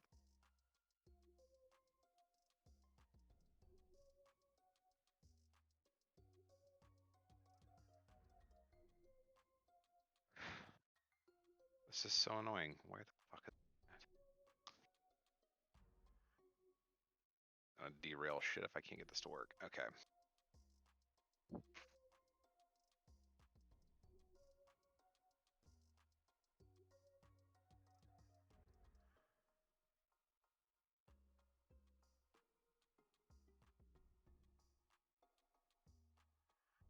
Well, I can roll everyone else.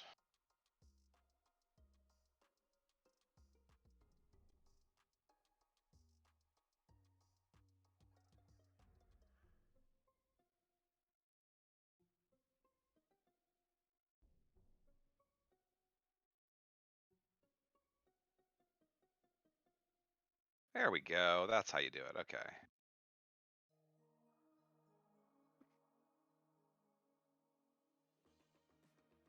What? False Hydra. Hmm. False. That is not a Hydra. There was no false Hydra. What are you talking about? There is no false Hydra in Spelljammers. There's no false Hydra in Bossing Say. There isn't. Okay. And Cressona needs to roll. God, that's a bad run. Okay. Oh, that's so bad. What the fuck? How? She needs a little modifier. I don't have her. Her sheet isn't done up in Foundry. She needs a little addition. It's still not going to be great, but she might go before Crump. So Crysona.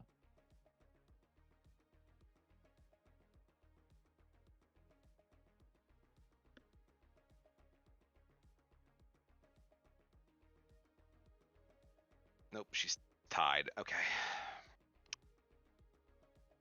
Castell needs a plus X. She goes up a little bit. Hydra's fine where it's at. Zex needs to have. Okay, Leopold, you're going first.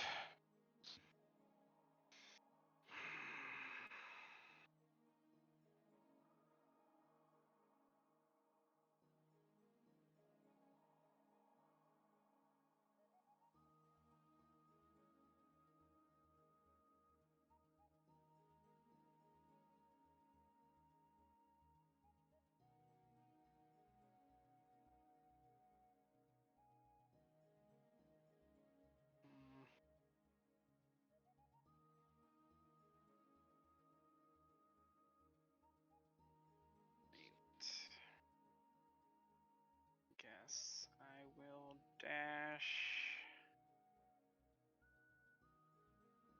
And I think that's as far as I can go. Okay. All right. Go ahead and hit push button. Okay, Asher. All right. I'm gonna, let's see here. Do my movement. Yeah, 30 feet. Say, do not take another step further. I'm going to cast Wall of Fire. Let's do a. So this is a 20-foot diameter. Let me draw that out. Nope. This is the one. That's radius. Wait a minute. Yeah, okay. 20-foot diameter. Is that... Actually, no. I'm gonna do... rather than a circle, now that I see how big that is, I'm gonna do a 60-foot line. Okay. So for that, it is... How does this work?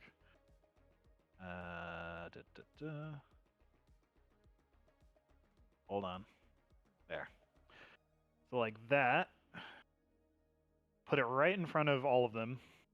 And say on this side of the wall, when the wall appears, each creature within its area, or let's see here, on one side of the wall, each creature within 10 feet of that side need to make a Dex save. Start of their turn? Wait a minute, hold on. A creature. Actually, it just says. Okay. Let me just display. How do I share the spell? Because it says that it gives two different definitions for like when the wall appears, each creature within its area makes a Dex saving throw. On a failed save, they take 5d8 or half as much on a save. But then it says one side of the wall selected by you when you cast the spell deals 5d8 fire damage to each creature that ends its turn within 10 feet of that side or inside the wall. At the start of it coming out, they all have to make the Dex save. Okay. And then it's concentration, so it stays up. They can't end their turn there or they take damage.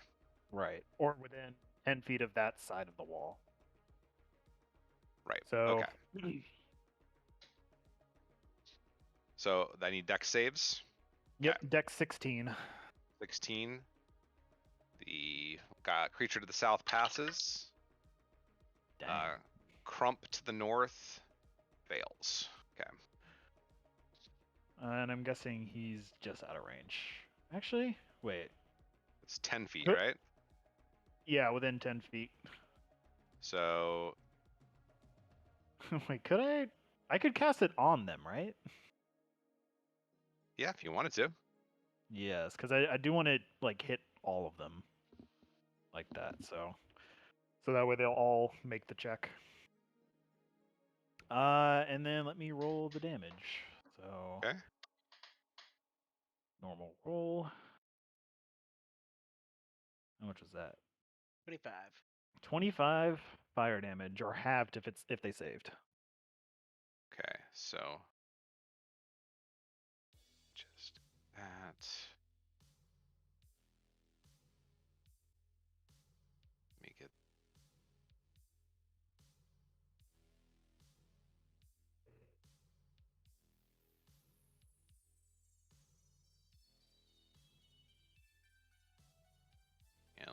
that. So I also have to roll for him because he is within range. Okay. He is going to fail too. Okay, so 25. Mm-hmm. Okay. You get 25. And the creature to the south saves, but ends up taking full damage as it is weak to fire. Ooh. Oh, I love to hear that. All right, that'll be my turn. Okay.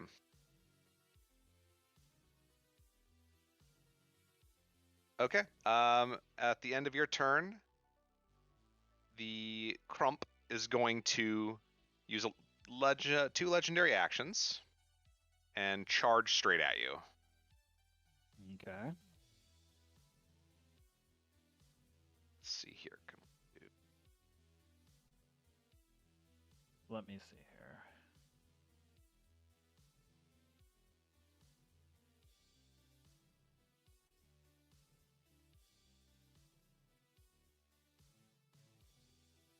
Actually, no, he's not going to.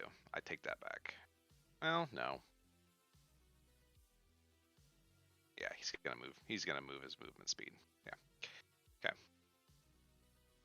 That is his legendary action. And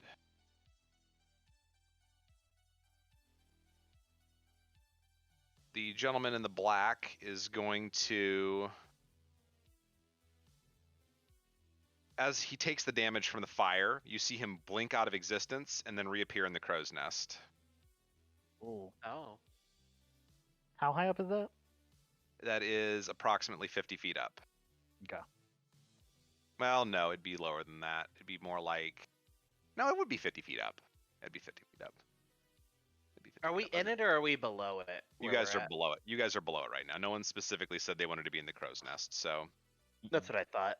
the other creature does not do anything because it can't react. Okay.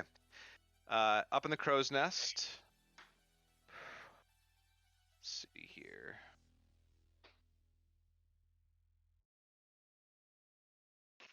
Actually, no, he wouldn't have done the crow's nest. He would blink next to you, Asher, up here. Oh. So on the same level. Yes. Okay. On his turn, he is going to attempt to hit you. He reaches out towards you, and you see this glowing, radiant sort of lash escape from his hand, and he swings at you. That is going to be. I'm Go going ahead. to impose disadvantage with warding flare. Disadvantage. Okay, He can warding be flare. blinded, correct? He can be blinded, yes. Okay. Well, let me look.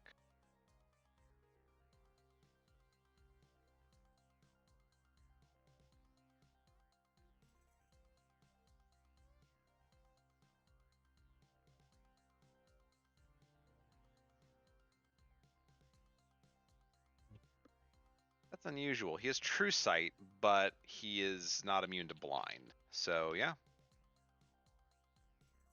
So I need to make it at a disadvantage. Okay. Yes. Well, you avoided the nat 20, but he is going to have rolled a 25 to hit. Oh yeah, that hits. Okay. You are going to take... I'm just going to roll all this and roll 20 to speed it up.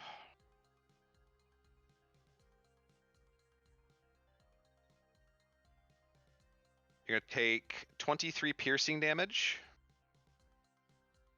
Okay.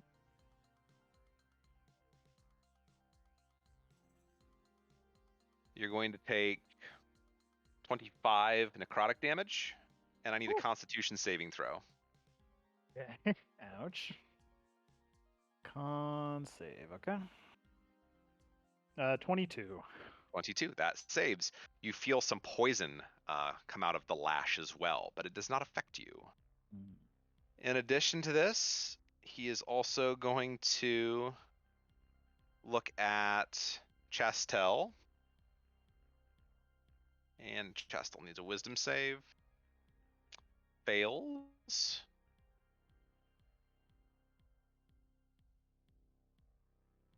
Jastel is going to take 23 psychic damage.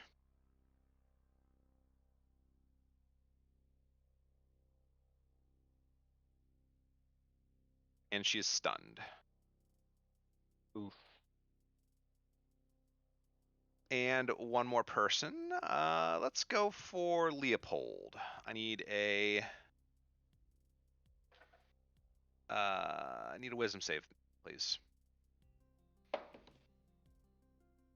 18. 18, that's enough. You do not take the damage. You hear these sort of whispers in your ear. This like, you're too weak. Submit. Die. But you shrug it off. That is the end of Zek's turn. Cadmus, your turn. All right.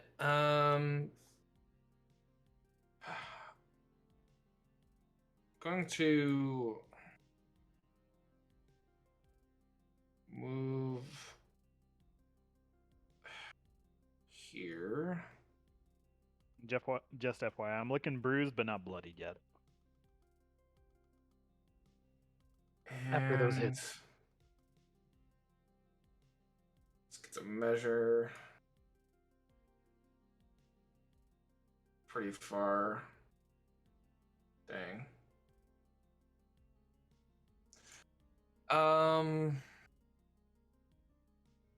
Yeah, I'm really far away from this fight. So I'm gonna dash to get closer. Wow, barely moving. It's a big ship. It is a very big ship. Big fit. And I don't have any bonus actions that I can use right now, so that'll be my turn. All right. Chastel is stunned. Chastel, the Sparrow Hawk. Zatash, your turn. Alright, I'm going to move up beside Asher here, and I'm gonna rage. As I rage, you see the natural carapace that I have sort of lengthen and extend, and it becomes a tail. And Steve Irwin him with that manta tail. right. And I'm going to It's still too tail soon. attack. Still too soon. You're not wrong. Okay, go ahead and roll an attack. Right. So that's going to be a 22 to hit. 22 hits. Okay.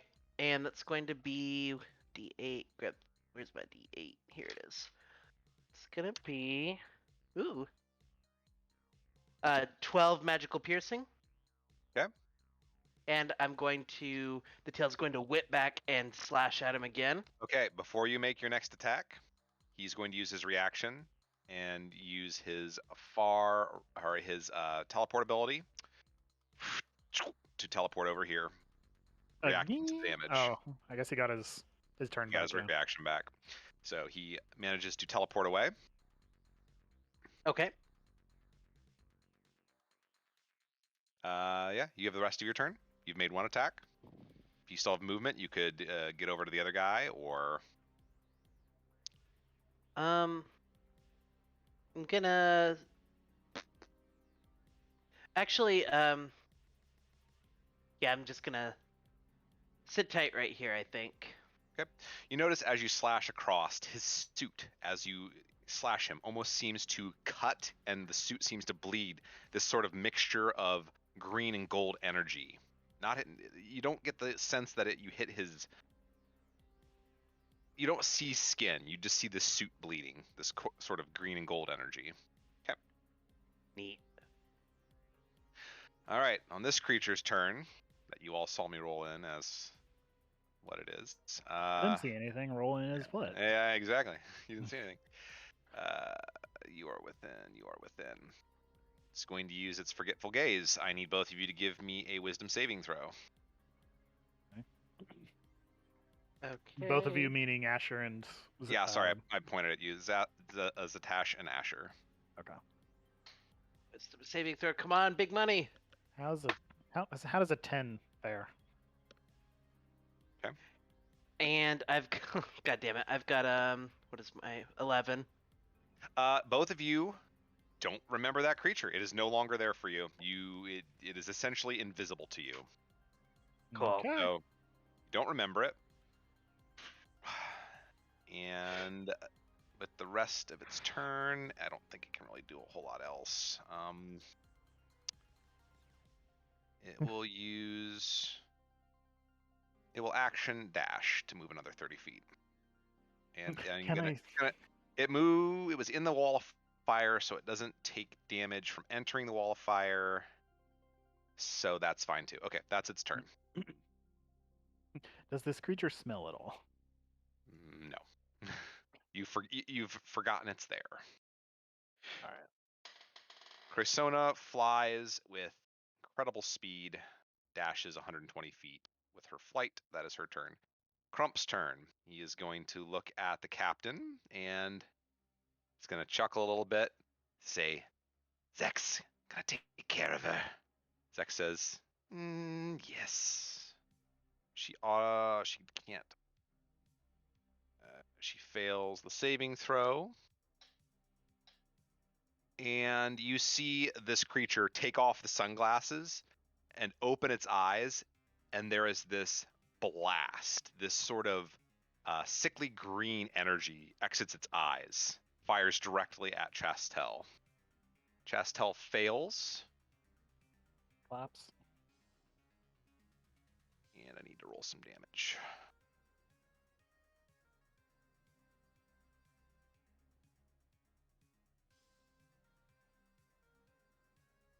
Chastel takes 68 points of damage as a disintegration beam hits her. She looks like she's about to die.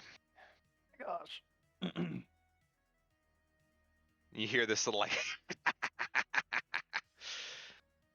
as it kind of cackles, and it is going to remain where it's at for the time being. And that is its turn. Leopold, your turn.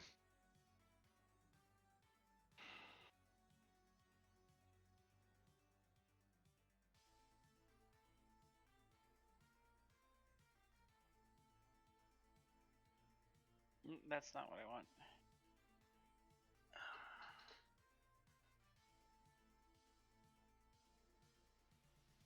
I just want the measuring tool, not the spell effect. There it is.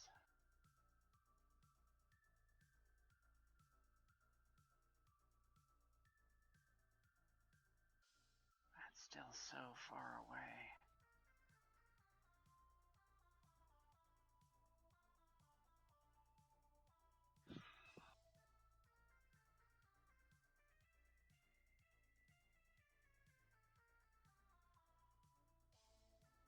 These are 10 foot.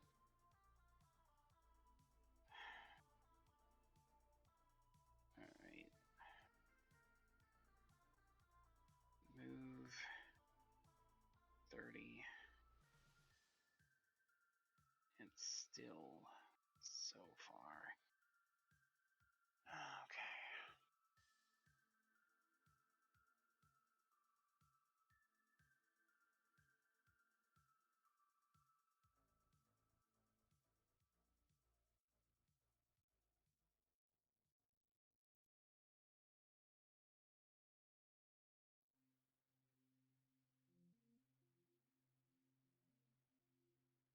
All right.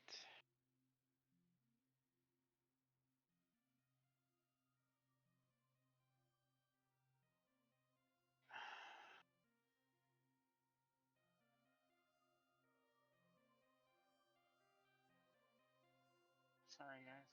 You're fine. Never mind. New level 12 character, who it is. I'm still looking over my Exactly. spell.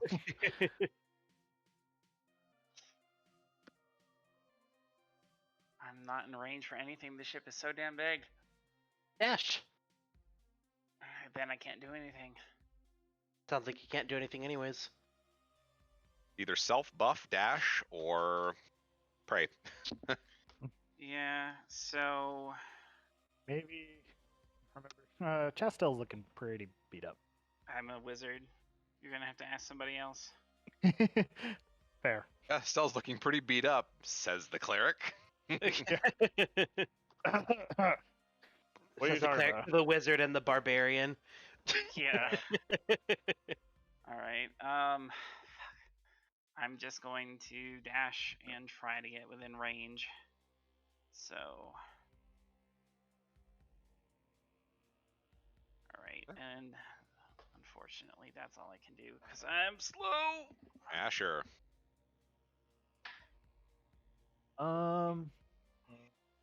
Yeah, again, still looking at what I can do here. I think what I want to do is drop the concentration on that firewall, but I just want to make sure. Yeah. Yeah, it's pretty much You've staying been there. taking some damage, haven't you? You would have had to make checks anyway. Oh, So that's true. Yeah, I should. don't make worry those. about it though, because if Okay. you're gonna just drop it anyway, it doesn't matter. Yeah, I am gonna drop it. Okay. So let me drop the concentration on that and say, ooh, let's see here. I am going to get. Let's see. This is the thing that shot the disintegration ray at Chastel, Oh, right? That's Crump? the thing wearing the it looks like a personified shambling mound wearing sunglasses, basically. Right, but that's the thing that fired the disintegration ray. Yes, it took his sunglasses off, fired a disintegration ray. Correct? Okay. I'm going to move. Doot and doot like that. Actually, hold on. Redo that. Oh my gosh, this movement looks so funky, but doesn't make any sense. I'm gonna go there actually. Yeah, Okay. because I mean I've forgotten that this guy exists, but Yep. that's If where you I'm walk walking. into its space, you're just like, oh, must have been the wind, you know. Must have been the wind. Okay. Why am I selected? And what I want to do is say, I'm gonna take some holy retribution on that thing. The glasses dude. Mm-hmm. He's been called Crump. Crump. The Zex called him Crump. All right. And let's say, yeah, I think this is what I want to do. I'm gonna cast Flame Strike at Ooh. 6th level. Ooh. So, all right, so it's a 10-foot radius, which would only hit him because I'm centering it on Yeah. him. Yep. Call down the fucking nuke. See it. Yeah, pretty much. So, okay, 40-foot high cylinder centered on a point within range must make a dexterity saving throw. Dexterity saving throw. Dex 16. Dex 16. That is a fail. Rolled All a right. 15. Okay. So that's a fireball's worth of damage. Let me get the plus other things. 8d6. Yep. The cube OD6. Yeah, but actually it's split into 2 different damage types. So first off, I'll roll the 46 for fire damage. Yep.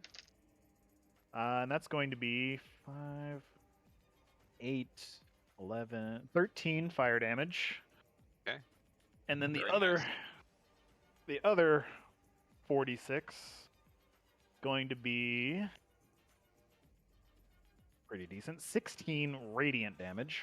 Ooh. Do you guys see the little HP minus come off him when Yeah. I do that? Yeah. The I floating noticed that text. earlier. I Yeah. love Floating it. text. And then let's see here. So this says since I'm upcasting it, I get to add 1d6 to either the fire or the radiant side of things. Do I get to know like if he's affected by those in any The particular? decision before. You got to make Okay. the decision beforehand. I'll go with radiant, and that's an extra 4 radiant. Extra 4. Okay. Does not seem to take any additional, but he does take the full brunt of the radiant. He's gonna say, "Oh, you You.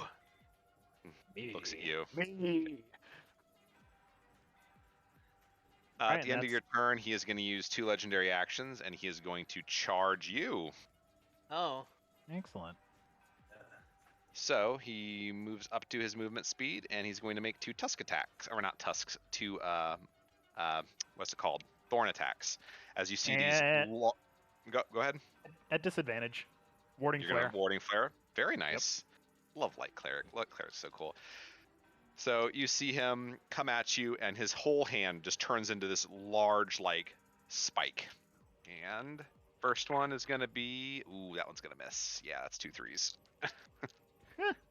Ooh. Question: does the warding flare affect him? Like, does a single use affect him for all of his hits, or just one hit? What does the spell say? Because Or the when thing you say? are Yep, attacked yep. by a creature, you can Yep. use your reaction to impose disadvantage on the attack roll. So it's a single attack. Okay. So the first one, you flare up and he misses.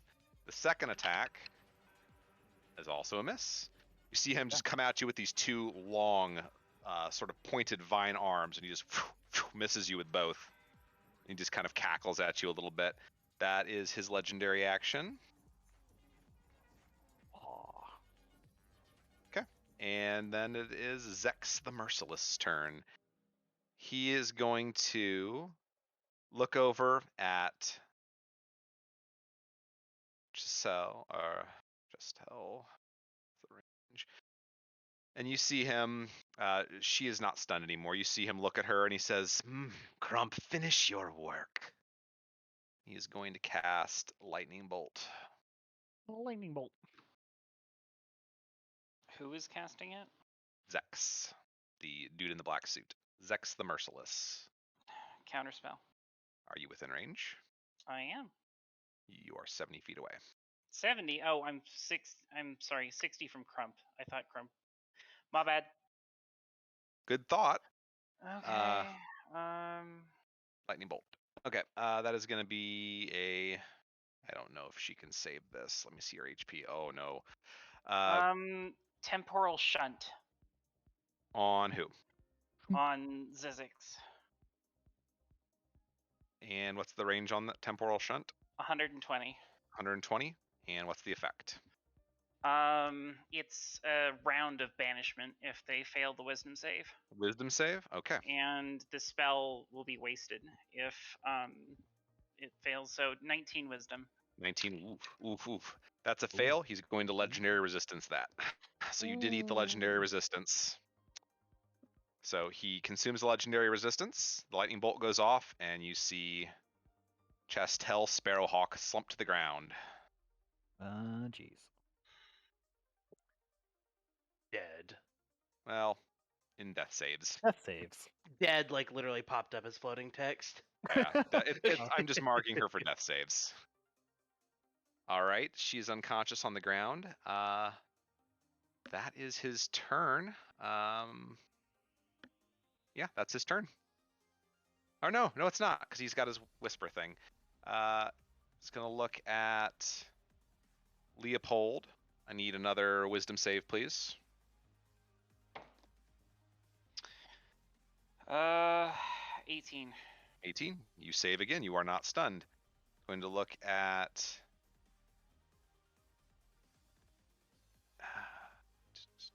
Asher, you've been causing issues. Give me a wisdom save. No, this isn't optimal because you're a cleric, but... Is this charmed or frightened, by the way? This Is this- effect? Yeah, the effect. This I need to know if I have advantage against it or not. No, it is not. There's Okay. another time that's going to come into play, but it's not right now. So Okay. Wisdom save. 25. 25. That is enough. You are not affected by his whisper ability. Okay. That is the end of his turn. Cadmus.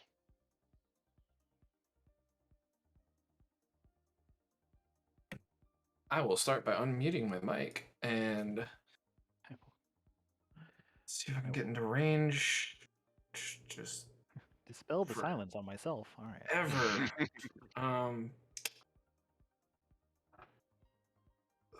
I regret being where I was at the start of combat here. Okay. Same. This is better. This is better. We didn't know which side of the ship they were ending up on, to be True. fair. Well, to be fair, they're going to land wherever they're farthest away from you because they're all ranged. So, well, most of them are ranged. Mostly. And I'm going to. I'm gonna. A fireball. Who are you shooting with fireball? Where are you shooting it? I'm gonna see if I can hit all of them. So I'm gonna center it kind of. What's the radius? Yeah, like. What's the radius on fireball? Fireball is 20 foot. 20-foot radius? 20-foot radius. It's not gonna be big enough. It's not. You can pick 2. I'll pick the 2 minions. Crump and the Hydra? Okay. Yeah. Okay. 40-foot still see- diameter. You could hit them Dex both. 17. What? 40-foot diameter. I mean, True. No. Wait. no, never mind. 2. Yeah, each of these squares is 10 feet. Yeah, so big. Okay, so first save is from the Hydra. What was the save? 17. 17. Fails. Crump passes. This is a low fireball. 28. But the false Hydra is weak against fire, so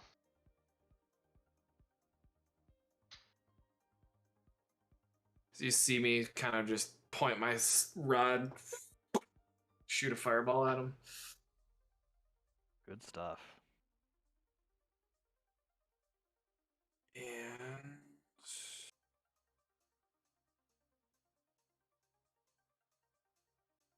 I think because I'm not within 30 feet of anyone, can't really do anything else here. So, yeah, I can actually, but I'm not gonna use it. Okay, that's gonna be my turn. So you notice with all this fire magic being cast, the ship is starting to burn a little bit. This ship is not primarily made of metal. There's also wood, so you see the wood components starting to burn. It's not awful at the moment, but it could get out of hand. I'll roll a death save for Chastel. Could have Got it. invested in some fire insurance. At the end of their turn, Crump is going to use his last legendary action for the turn and attack Asher again, missing wait. because that's an awful roll. Okay. For warding let's flare, see here. you have to know you're being hit to use it, or is it like know. using it before you know you're getting hit? Let's see here. So warding flare is, I just have to know that I'm being attacked, because if I don't know that I'm being attacked, then like nothing. Gotcha. But question, so I have Sentinel attack. When a creature within 5 feet of you makes an attack against a target other than you, Yep. you can use a reaction. Although I've used up my reaction for warding flare, so. And it's attacking you, not other than you. Oh, okay. Okay. Okay. so- The false Hydra is going to use its legendary action. Those of you that are under its effect are going to take some damage. There is no save. You're going to take 11 psychic damage. There is no save. Wee. We're just like, what But- the fuck? Yeah, Ow! What Yeah. the heck? It must have been the wind. must have been the wind. That is that. Zatash, your turn. Okay. Are these squares are actually 10 feet? Yes. Mhm. Oh god. Okay. The big old squares. It's a big fucking ship. All these squares make a circle. So, does that effectively make my 10-foot reach on my tail useless? Like, I still have to be No, next to it? if you stay 2 squares away, I'll say it's close enough because you'd be like extending from the edge to the edge. The whole point of it is so that it feels like you're fighting on like an open deck of a ship. Okay. So you're supposed to have reach. So feel free to, because otherwise he wouldn't be able to hit Asher from right next to him. True. It's just supposed to make it feel more like a fight on an open deck of a ship. So if you are one more square away, you can still hit it. So this where I'm at right now would be Yep. within Yep. reach. Okay. And I forgot something earlier. That's on me. But when I'm raging, I should get +3 damage with strength weapons. Do my natural weapons from my rage kind of strength weapons? Yes, I added 3 damage to Zex. Go ahead. Okay, cool. Thank you. I'm going to slash at Crump with my tail. I love these little floating numbers are fun. They Yeah. are.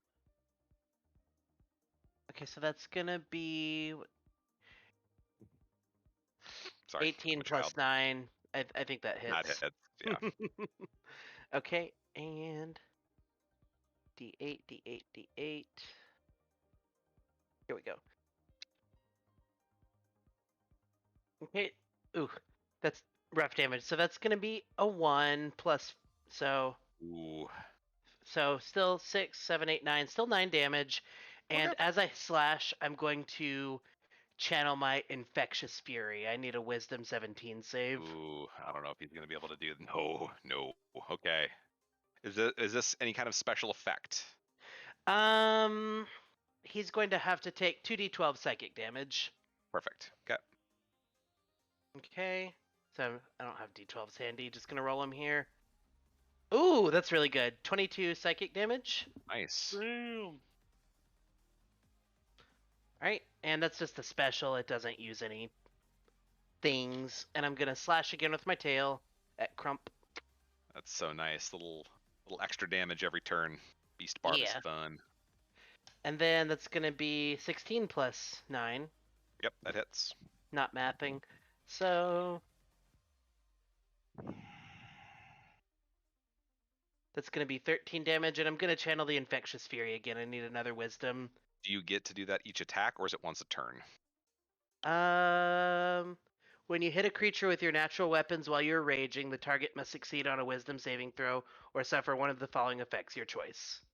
And is that the one that you get proficiency times uses? Yes. Or okay, perfect. Another wisdom save. Uh-huh. And what's the DC? 17. Meets it, beats it. He hits 17. Okay, that's fair. Okay. Still put out a lot of damage. That was really good. Alright, How far is Big he away meaty from damage. me? Oh God.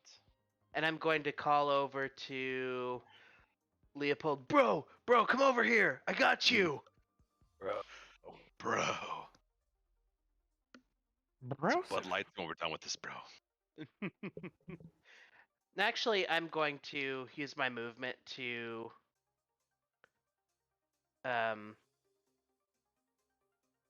go away, ruler. I'm gonna use my movement to stand beside him. Provoking. Oh no, you were out of range, so not an up attack. Yep. Okay. Yeah, I have reach. Yep. Anything else you'd like to do? No. Not False Hydra's turn. False Hydra is going to move 30, and I need totally not false Hydra.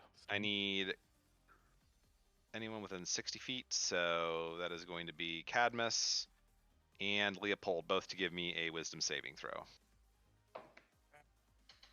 So I'm guessing it's people not already under the effect. 24.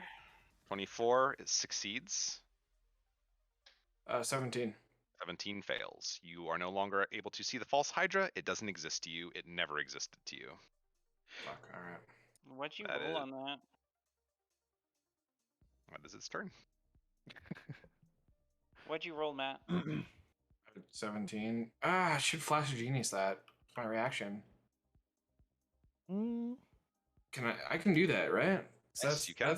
That is the bread and butter. All right, flash a is it genius. saves and ability checks? Okay, I I'm thought it was- looking. yeah. I'm looking. I'm pretty sure Ability it is. check or saving throw. So yes, I will use one. So I add 5 to 17, which is 22. You essentially look at it and you go, it's there, and as it starts I know to it's fade out, there. No, sir. Okay. Cool. All right. Sorry. New character. All this jazz. Okay. So. Persona dashes again 120 feet, trying to catch up. Okay. Crump's turn. Gets his disintegration ray back. Oh boy. He's looking right at you, Asher. Oh yes. Asher, give me a Constitution saving throw, please. Can do. Is there anything I can Regretting do? leaving Asher's side. Yeah, thanks, pal. Nice knowing you. Maybe. 13. Oh no! Oh no! Oh no! I was highlighted. Do you guys see that on the damage roll or not? No, privately Okay, rolled some dice. I had Croissona selected. It shouldn't have come out as her. You're going to take 81 force damage Woo! as he takes How his much? sunglasses off. 81 force 81. damage as he I was takes like- off his sunglasses and looks right at you. Okay. Yeah, I'm in death save. No, you are dead. You are reduced to ash as you are I'm dead. disintegrated. Oh shit. Bye. There is no save. If you go to 0 HP from disintegration, you are just dead. You are reduced to ash. Yep. Oh, I could have taken that if I was there. No. Meat Shield, where are you? There we go. You said you were a tank. A tank that took So 50 that damage, was roughly. the ray, right? Yep. That was the disintegration gaze. It's not a magic spell. It's an effect that comes from his Mhm. eyes. He took his sunglasses off. He did the effect. He put his sunglasses back on. I had to roll to get that back. I rolled a 6. So So you got it back. he is going to move as well. He's going to kind of flank over this way. And that is the end of his turn. Top of initiative. Leopold, you're up. I need to use the restroom. Decide what you'd like to do. Is that an attack he's doing or no? Yes. It's an effect. It is an attack. All right, then I'm going to upcast Temporal Shunt, targeting both of them. Peeing, BRB. Yeah. God, I thought I was gonna help the squishy wizard, and then this whole time Well, stayed by Asher and Flying left when it- around disintegration rays. Yeah. Oh. that would have barely fucking bloodied me too. I would have been still I mean, okay. I have 99 max HP, by the way. I would so have I'm been like- just under half. Yeah. And I was oh, what was it? I think I was already below half due to the 2 strikes from Zex and then the false Hydra effect. Mm-hmm. The false Hydra effect mostly just took my temp HP. Yep. All right. I'm back. Leopold, what was your question? Sorry, I had to run Okay. off there. Said it's an attack, and so I'm going to target Crump and Asher with Okay. Temporal Shunt. Okay. Can you do both? Yes, if I upcast Upcasting. it, I can target an additional creature within 30 feet. Okay. What So does I'm temporal targeting- shunt? What does that do? Okay. Succeed on a wisdom saving throw or vanish, being thrown to another point in time and causing the attack to miss or the spell to be wasted. At the start of its next turn, the target reappears where it was or in the closest unoccupied space. The target doesn't remember you casting the spell or being affected by it. Okay. Can I willfully fail the save? I want to look at this real quick. Were you in range to hit both of them? Because he would have been It's 120 feet, and they have to be within Perfect. 30 feet of each other. perfect. I need to see one other thing. Because it's not listed as an attack specifically because it's a gaze, but it would be like, it has to be an attack. And it specifies spell as well. I would say that's close enough. I'm going to count it. So yeah. Okay. So So, can we actually Yes. get a description of that? he's willfully saving or failing it to be shunted. I feel like we would have known each other. He can feel what magic feels Okay. like. And the effect occurs after they take damage or before they take damage, or does it trigger off the attack? It prevents it from happening, and Okay, wastes I have it. temporal shunt. I'm gonna read this real quick just to make sure. I'll cast it. It's okay. I can just look it up. Oh, oops! That just took my 5th level spell slot. Yeah, Okay. you target the triggering creature Right. Which would be Crump. Or, right. Causing the attack to miss to be wasted. So I have to make the wisdom save at the start of this next turn. When you cast this spell higher, you can target one additional creature for each slot. All targets must be. Right. So he has to fail. He has to fail the wisdom save to miss because he is the triggering creature. If it doesn't, when you cast this spell, you can target But one I'm additional creature. also banishing Asher. Target the creature must round point in time. So even if he succeeds, I'm still banishing Asher.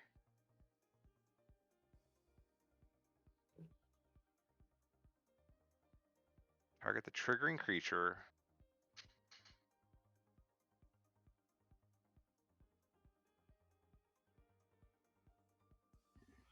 See, this is where it gets funny though, because it says you target the triggering creature, Right. making the attack. Yes. But only And I'm one thing upcasting can it. attack anyways. Like, so how would that? If you're targeting multiple triggering creatures, like that's not possible. It's just I can target additional creatures. They don't have to be attacking. Yeah, that's how I'm interpreting it. But I'm also not the DM, and I'm very biased in this situation. Yes, I like not dying. Yes, I would like to not die. Thank you. If this does go through, this is clutch.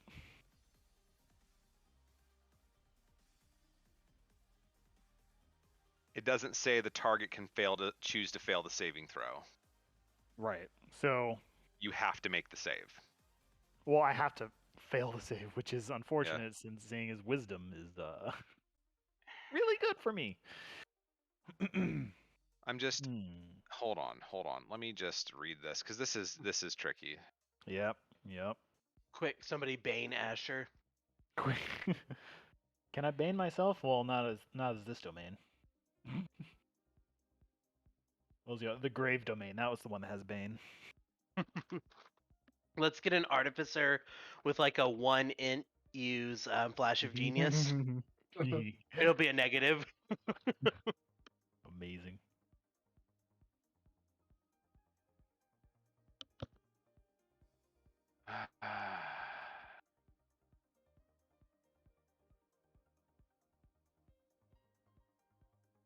Yeah, I guess the question was is when they wrote this spell, were they thinking of it being used only on hostiles or also friendlies? Probably. Come on, Wizards of the Coast, why don't you word your stuff better? Jeremy Crawford says, no rules let you opt to fail a save. As a DM, I might allow it, assuming you aren't incapacitated or dominated.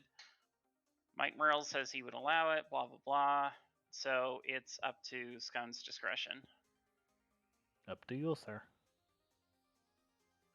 I'd say because this is fucky to begin with.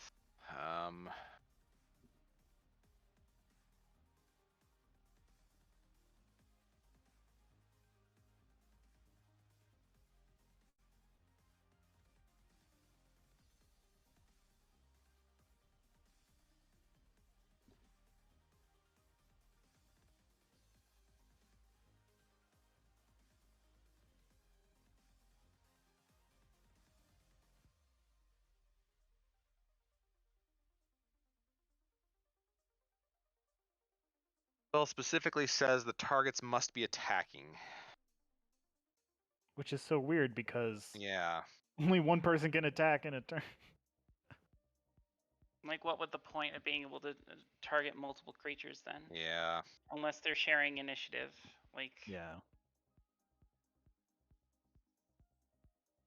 Temporal shunt.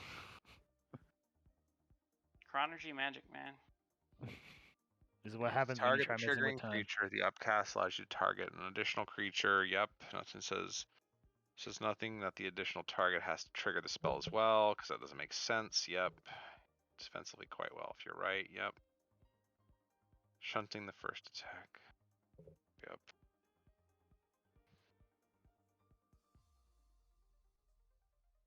Yeah, make the save. So I'm going to start by rolling the wisdom save for him. Okay. Okay. What was your DC? 19. 19. He fails, so it doesn't matter. But I'm going to ask you to make the wisdom save as well. Okay. Because Yeah. So yep, that's okay. Especially since it says they don't remember you casting the spell. I'm gonna say you have to make the wisdom save. So do you fail or save? I saved. Save 22. against the save. So you are not shunted, and he is shunted for a turn. Yep. Until the start of its start of its next turn. So Crump is shunted till the start of his next turn, which is really nice because he hasn't used any legendary actions yet. Good use. And now Leopold, it is your turn. Woo! I'm Asher, you alive. are still up. Yep. Oh jeez. That is So a you good just- use. Yeah, you see Crump like start to lift his glasses, and Leopold strikes his hand out and says, "No!" And Crump disappears. All right, that was a 6th level you. spell. That's a good use of a 6th level spell, though. Stop Yeah. disintegrate. I'd say. This episode brought to you by Filled Squares. All right. All right. Oh my goodness. I can't right now. I can't believe that happened. Okay.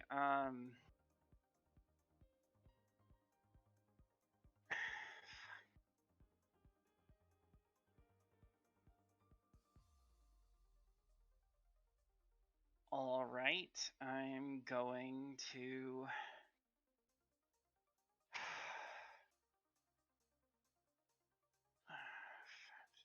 30 10 foot wide, 10 feet tall. I'm going to try tidal waving Zex and the false Hydra. What's the save? Dex 19. Dex 19. False Hydra. Fail. Zex. Fail. All right. 20 bludgeoning. Very nice. And extinguish any of the flames that are burning the ship around them. The majority of them are from that flame strike up here. Oh, well, how does it? It's- continue? The most of it's on the back half of the ship, like up by the force ballista. It was only Okay. 25 fire damage. It wasn't like a fireball or anything. There was also a fireball and a wall of fire. Yeah, that's true. Fair point. All right, so a little winded. That's Leopold's turn. Okay. He's gonna. Fuck, I hate this. He's gonna move to try and get in range of things. Okay. This is a bad idea. But Leopold's gonna move there. False Frontline Hydra wizard. going to use its legendary action. 11 more psychic damage to those affected by the memory loss ability, which would be Zatash Okay. and Asher. I keep wanting to call you Ashter. Ashter. So there's no way to like try to save or like recover Nope. from that? Okay. Nope. All right. Just checking. False Hydra also doesn't attack on its turn. So Yeah. Okay. Fair enough. Okay. So so Crump is just MIA. Poof. Yeah, they temporarily don't exist. Yep. Great. What Crump?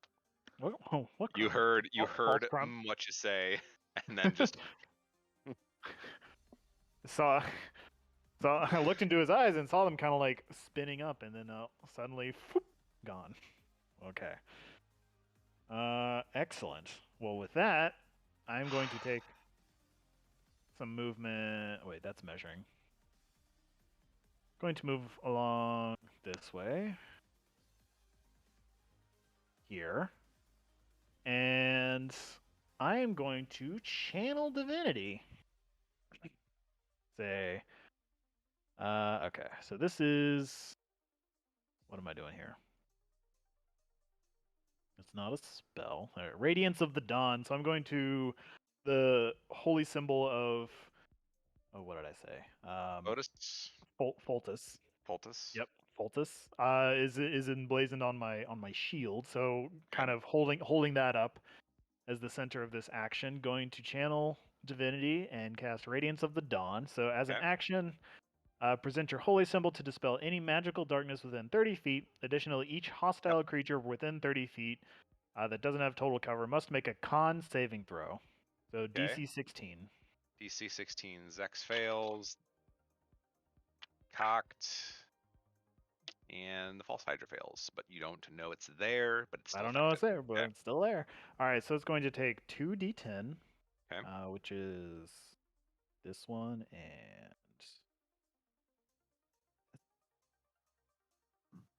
where's my other percent? That's so. Oh, there it is. Okay. Decent. So they're going to take 12 plus 12, so 24 radiant damage. Very nice. So, Wow. 24 radiant damage. Zex is going to use his reaction, and he's going to blip back 60 feet. But Just the disappears into a sort of green cloud of gas, and then reemerges farther back on the ship. Okay. Curse you, Darkling! And then it's going to be my turn. Okay.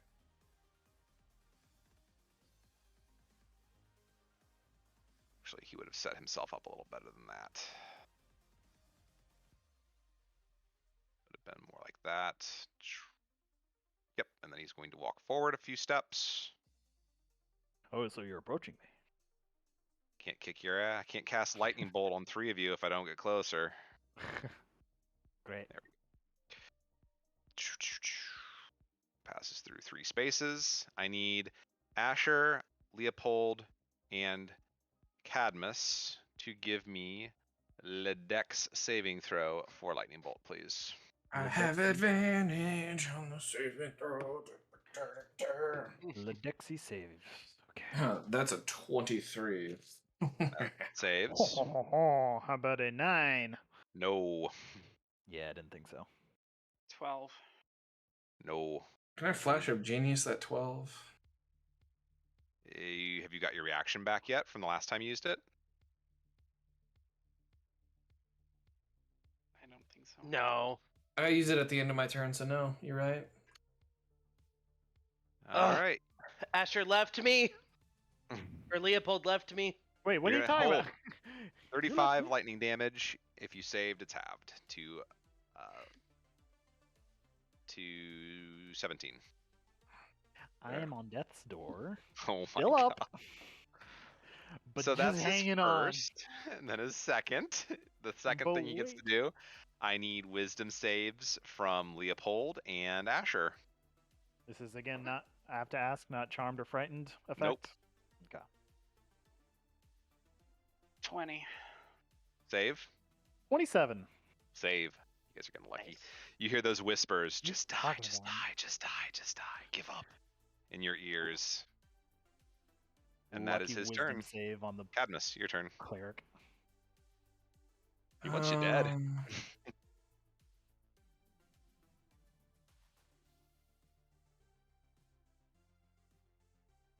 Gonna split up a little bit here. Oh, you were there? Was I here? I don't know. I accidentally moved. I'm confused because I'm trying to like not get in line for a lightning bolt again. Was I here or was I here? Was I here? I don't remember. You literally, I don't know. You were moved walking a couple around. times. You were walking around the false Hydra because you were like, "Ow, bump, bump, bump," as you walk around it. Like, must be the wind. Must be the wind. Must be the wind. Well, I just now was just trying to measure and I hit spacebar and I didn't realize that would make me move, so I might not be in Gotcha. my right position. Close enough. It's fine. Okay, I guess I don't have a much of an option. Wait, actually, I do. I'm gonna go back to where it was, and I'm gonna bonus action activate my spectral wings and fly up 30 feet.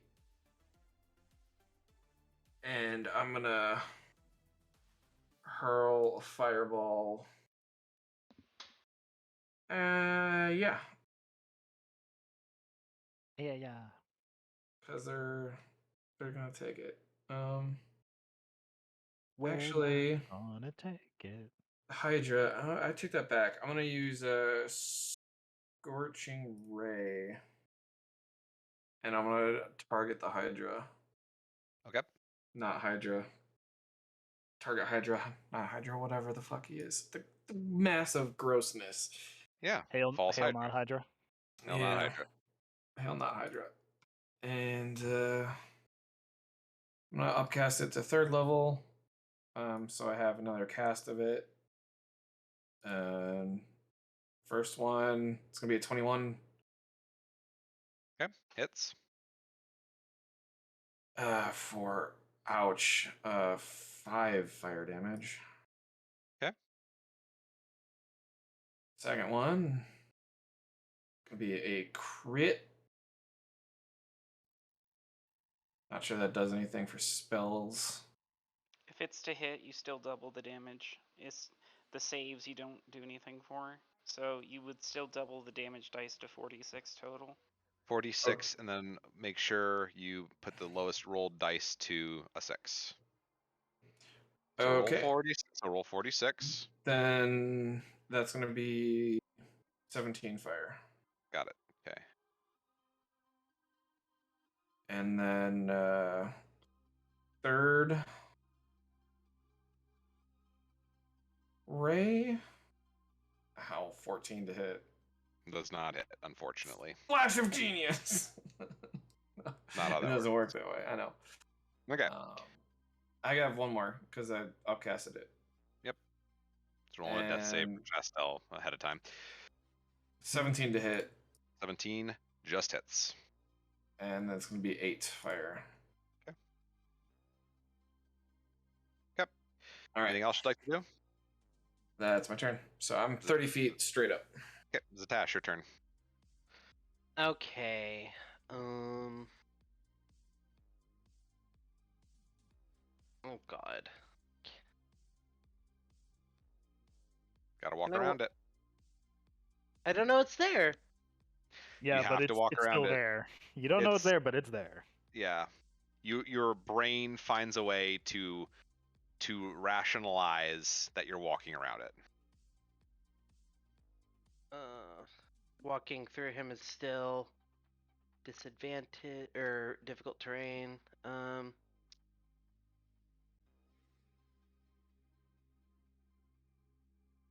About 60 feet.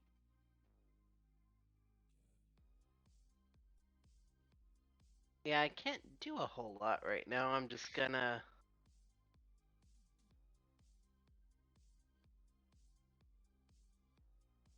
Oh, it's Gonna move. dash. Yeah. I'll dash and get here. Okay. So I'm within 5 feet of both of them.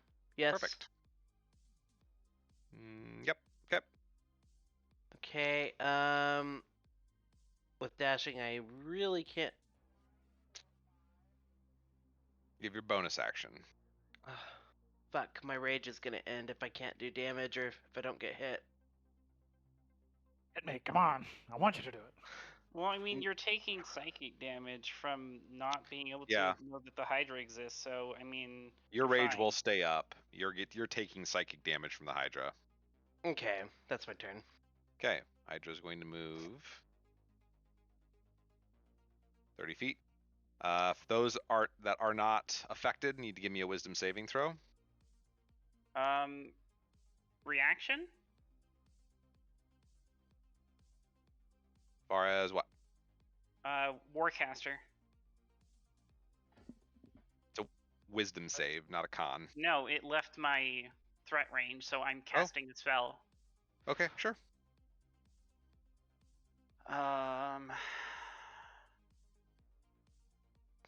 Scorching Ray. Okay.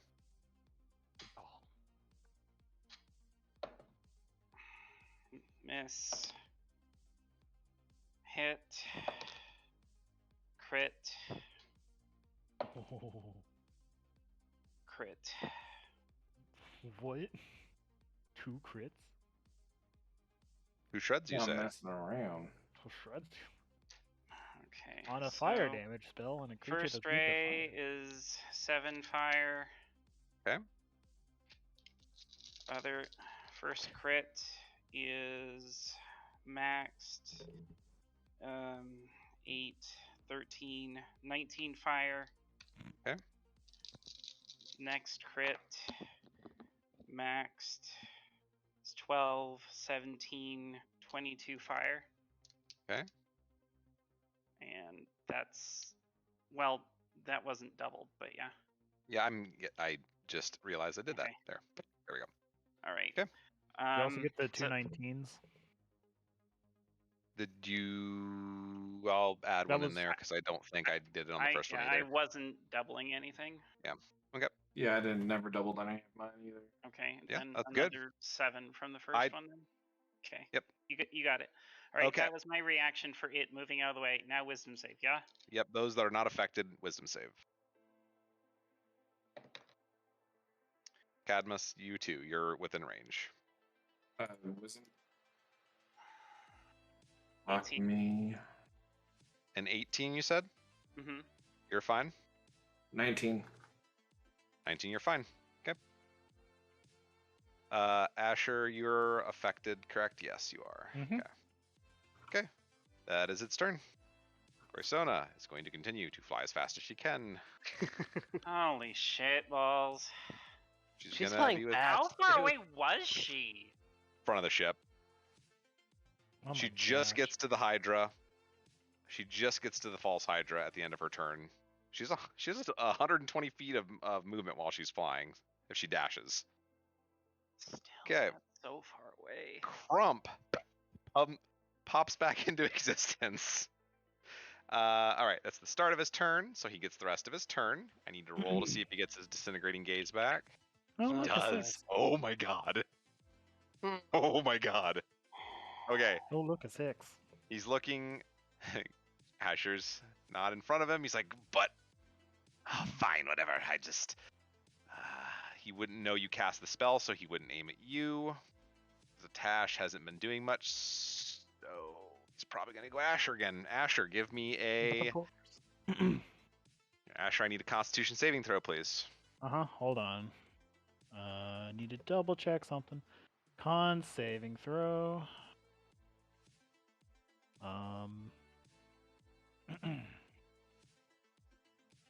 Okay. Con save coming up. That is the wrong one. All right. How's a 10 feel? Nope. All right, inspiration, re-rolling it. All right, how about 21? 21 saves. You are going to take half Okay, well. of So the inspiration. half of 81 damage, 40 damage, 40 force damage. Oh no, I'm at negative 38. Reaction, Pariah's shield. Okay, what does that do? I take the damage instead. You take 40 force damage. Ooh, Boom. save, my gosh. How often can that go off? Every reaction. That's awesome. I love it.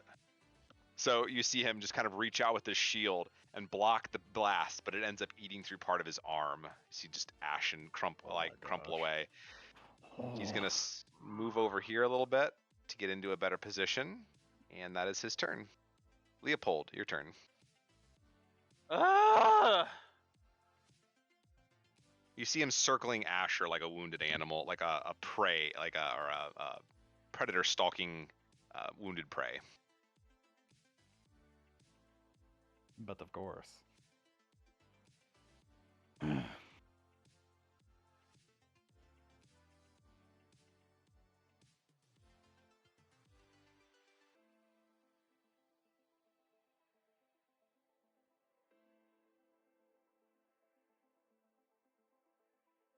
If you did a Laura Bailey and made a fucking cleric without any healing spells, I'll kill you myself. Spoilers, I did. Darkness must be purged. Some domains don't have healing spells. It's not my. I don't have a choice. All right, come on. What are you doing? I want to make sure we can get through this combat before the session ends. So. All right, It didn't give me any healing spells. What can I say? fine. I I'm just- need a charisma 19 save from Crump From Crump. as I okay. attempt to banish him. Okay. That is a fail. Crump. It's going to use a legendary resistance to succeed. Alright, that's my turn. Good use, though. You ate one. He is going to use his 2 of his legendary actions to charge Asher. But of course. Actually, no, charge you, because you were giving him a bad time. He's not enjoying that. He's going to make 2 attacks on you. Mm-hmm. Both hit. Both hit. How do you know? We'll see. 26, 20. Uh-huh. Okay. Wow. He's a plus 13 to hit. You're going to take 34 slashing damage. So he rushes up to you, forms his hands into those sort of thorny claws, and just jabs into you twice. Okay. Asher, your turn.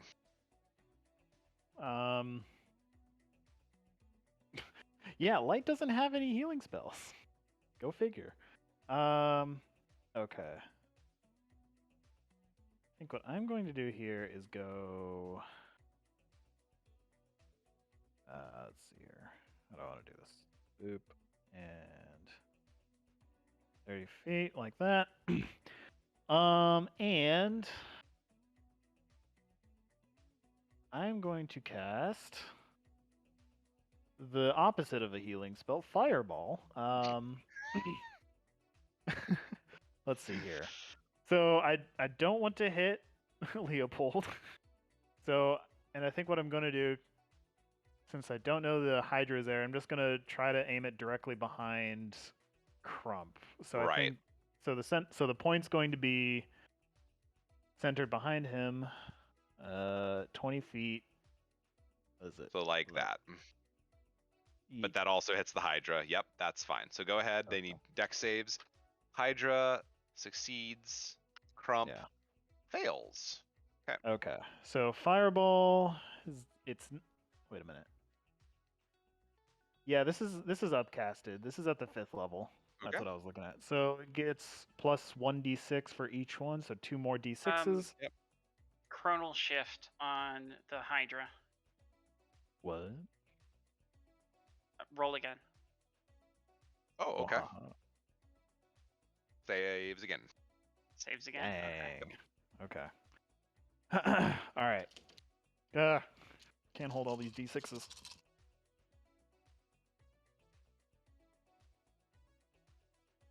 Okay. 12, 17, 22, 24, 26, 27, and 2 more. So 27, 31, 37 fire damage. 37. Very nice. If they failed. Right. So halved, that is 18. 18. But it's upped to 37 again, so. Okay. And all right. That will be my turn. All right. Zex is going to walk up to Zatash and make some attacks. First attack is a 27 to hit. That hits. Okay. You're going to take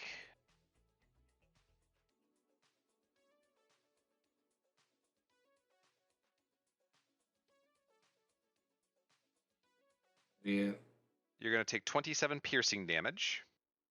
Okay, and I have resistance because I'm raging. Sir. Yes, sir. You're going to take an additional 21 necrotic. Okay. And I need a Constitution saving throw. Ooh, I'm good at those. One of my spell attacks should have had another D8 added to them because I'm an idiot. Too late now, though. It's going to be a 19. You're fine. You are not poisoned. Oh, thank God. But I also need a Wisdom saving throw from you. What? Yep. And I need a wisdom saving throw from Asher. Oh, but meatheads aren't good at wisdom saving throws. Ooh, I got a 19 on that again. You're Does a- so lucky.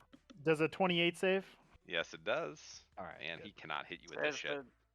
Says the fucker with 2 HP.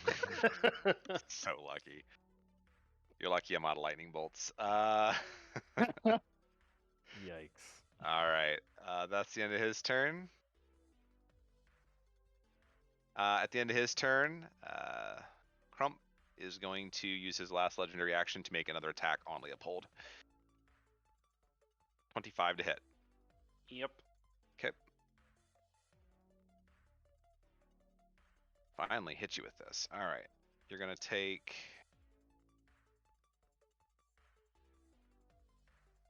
18 slashing damage from his claw, or his poison thorn attack. All right, Cadmus, your turn. So mad that I missed all those d8s. Anyways, I'm gonna go ahead and now I'm up here. I'm going to use my action to summon my Eldritch Cannon. So the swirling kind of purple amethyst gems that kind of hover around my head form into a purple cannon. And we are going to use my bonus action. And it's going to I'm gonna blast let's see, what can I do?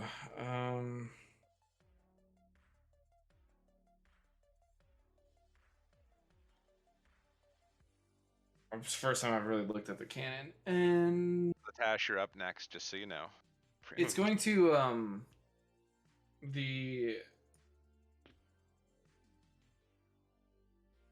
this cluster here of people. So Asher, Leopold, and Zatash are going to get. It's going to hit you guys with kind of a purple glow.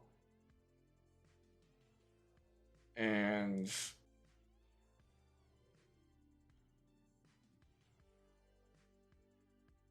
you guys are going to get 10 temporary hit points. Woo! Okay. I will take it. Got 13 hit points now. So that was my action and bonus action, and I'm going to fly 30 feet this way. Oh, it's my turn. Okay. Into your turn, False Hydra is going to affect everyone with the mental ability. You're going to take 13 psychic damage this time. I'm down. Okay. Jastel makes a death save. Zatash, it's your turn. Oh god. Oh god. Plus unconscious. I'm going to use my bonus action and chug a potion on myself. Okay. Let's see here. Let's roll this right here. That's gonna be 12 healing Ooh. damage. Good old healing damage. All right. And I'm going to use my tail and slash at Crump. Ooh, okay. Okay, so that's gonna be nat 20. Oh, okay. Okay, Got and I some- get barbarian things for a fucking You crit get right now. brutal fucking critical, man. So I get to add Go. another. So I get to double it and then add another dice. Okay. Okay, so that's Oh, That's nice. not what Good damage. That's not what I wanted to do. That's Let good me just- damage. Good job, Zatash. I did not minus mean to do that. 200. No, All right, I No, did a good I job. I will fix that. Okay, so that's gonna be. And you max the lowest one, right? Max the lowest dice, yes. Right. 12, 13, 14,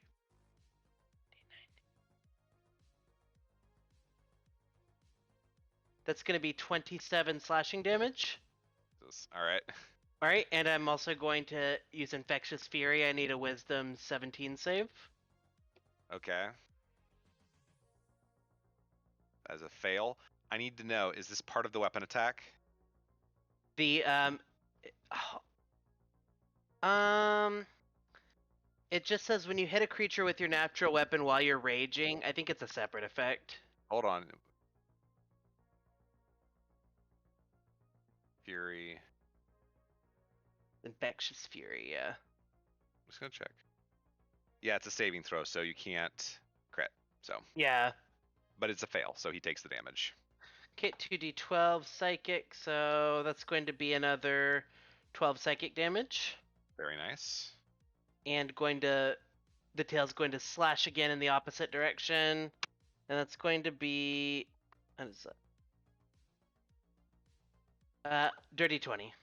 Dirty 20. Okay, that hits. Okay, and it's going to be, ooh, so max damage. 16 slashing. Very nice. And going to Infectious Fury one last time. Need another Wisdom 17 save. I cannot roll shit for him. He takes it too. Yep. Okay, so that's going to be 19 psychic damage. He's starting to look pretty hurt.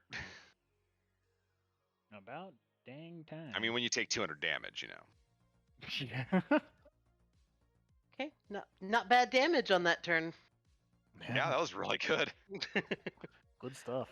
Alright, and I'm changing from being meat shield to fucking you pissed me off, you downed my friend protector. I'm not a healer, I'm just a meathead. I am here to avenge the fallen. Okay. False Hydra's turn. Everyone is still within range. I need wisdom saves from everyone. Everyone? That is not affected already. Croystona Oh passes. god. What'd you 18. get? 18 meets it, beats it. Shit, 22. You do pass. Good stuff. Okay, that is the end of its turn. Croystona is going to unload on the False Hydra. Yay! You get lots of attacks. Finally. Hit, About time. miss, miss, Finally, Goku has arrived. crit, action surge. Miss. Okay, it's a lot of damage. Okay. She's using all long swords. Yeah. She subclassed as monk, so flurry of blows.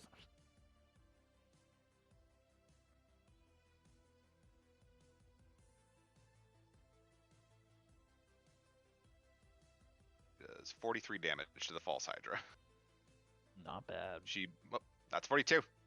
That's the last one. There. Dink. That is her turn. Crump's turn. Does he get his ray back? Please, no. He does not this turn. Fortunately. Crump is going to use just some straight up attacks. He's going to go for Zatash this time. Okay. Let's have some fun with this. So, first attack. It's going to be a 19 to hit. 19, meets it, beats it, but I'm going to use my reaction to use my tail to splash. Oh, I got an 8, so that puts my AC at 27. 27. Okay, so that attack misses. Cool. Second attack is a 22. Does my AC stay for the... Nope. It's just the attack. Just the attack you block. It's like your tail swatting the attack out of the way. Okay. 22. So does that hit? Yeah. Okay. And the final attack. Isn't your AC increased by people being near you too? It is. I've got, so it's a 20. So yeah, it's a Oh, 20. okay. I have +1 with the 2 people by me. Gotcha. There's a 31 to hit. Ooh, sorry, misses. Ooh, so sorry. All Try right. again next time. I need a strength save from you as well. You'll probably be fine, but I'm excellent at those. Careful. You're raging, you have advantage. Oh, thank you. because I needed it. Okay, so that's gonna be 15. Not great. Yeah, you're. No, 15. You are knocked prone, so he gets advantage on the second attack. Fuck. Maybe he'll crit. Does not crit. So. Did you get inspiration, by the way, from the manta rays? Just saying. Nope. I have horrible charisma. Okay. 8. So the first attack is gonna do 14 slashing, Halved. and the next one does an additional 13 slashing damage as he's just raking into you with these jaws made of thorny teeth and his pointy arms. Just tears into you. Okay. That is his turn. Leopold, your turn.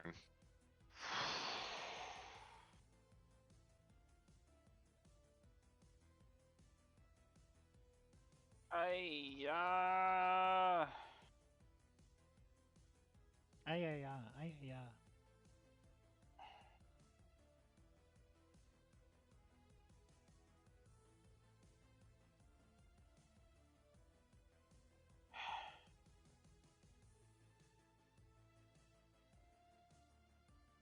I am going to cast. Oh fuck me.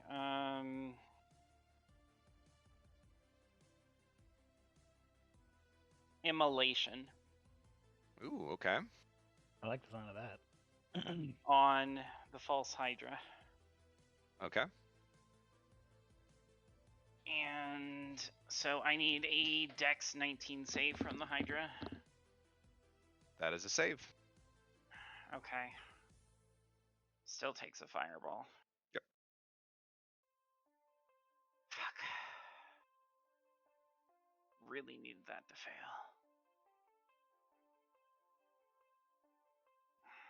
Where's important dice when you need one? Right? Wrong campaign, who dis? Right campaign, wrong place and time. Yeah. Yeah.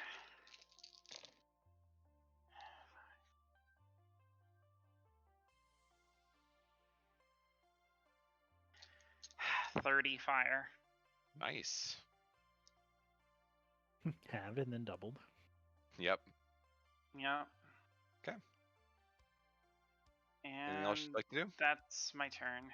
Okay. Asher. Give me that Yeah. save, and then Yep, we'll move save. on. Yep. Coming up. All right. Oh wait, What's that's not a D20. All right. Got it.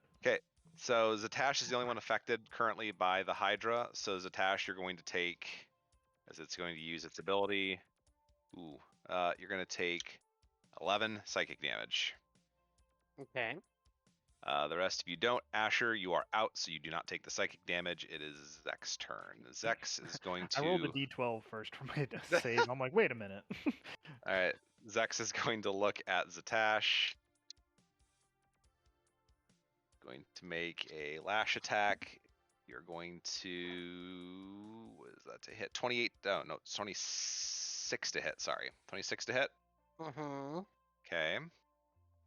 You're going to take.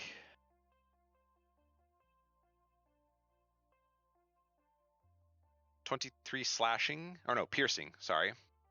Halved. Yep. And then you're going to take 24 necrotic. Oof, okay. And I need a con save.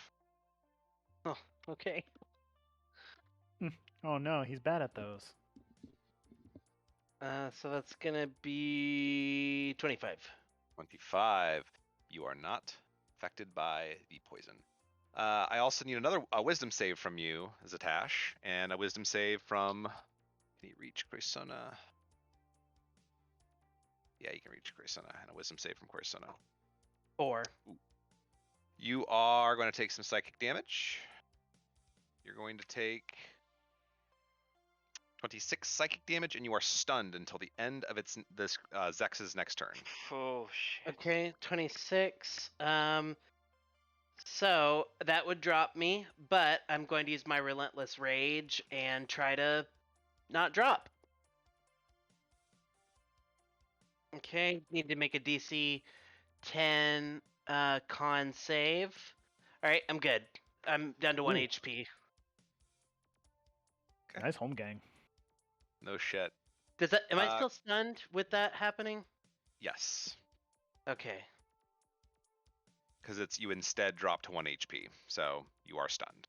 Croissona is stunned. She falls out of the air. She's going to take some damage. Takes 8 bludgeoning damage as she falls. And she is stunned. That is Zex's. Yep, that's Zex's turn. Cadmus, your turn. That fucker's still up. I hate it. I'm gonna fly out to here. Okay. And is it possible to tell who's more hurt, the Not Hydra or Mr. Disintegration Eyeballs? Mr. Disintegration Eyeballs looks hurt. The Hydra, you have no way of telling if it's hurt. Okay. It is a roiling mass of tentacles with mouths on the end and this sort of like unknowing face at the front of it.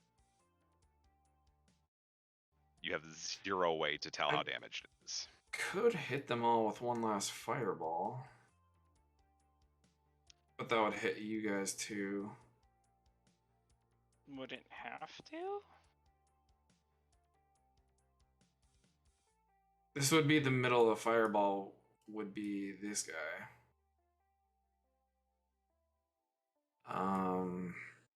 I can make a con 15 save. I'll be okay. I'm gonna do something else. I'm gonna put a wind wall facing the other way Facing which way? through them, so like blowing them away from the party, Okay. and just from here, I can make it 100 feet, I think. But we'll just we'll do this wall right here for a wind wall. Can you draw it?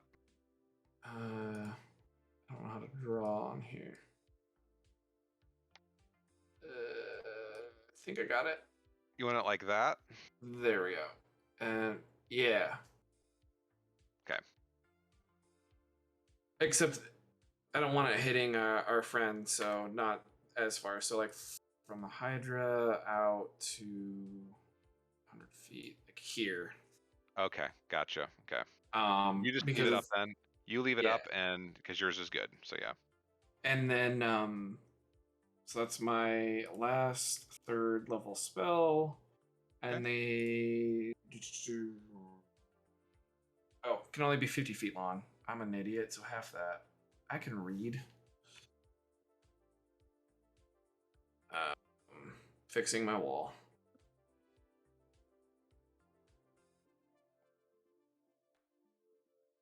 There, got a minute. Okay. 50 feet long, 15 feet high, and 1 foot thick. When the wall appears, each creature needs to make a strength saving throw.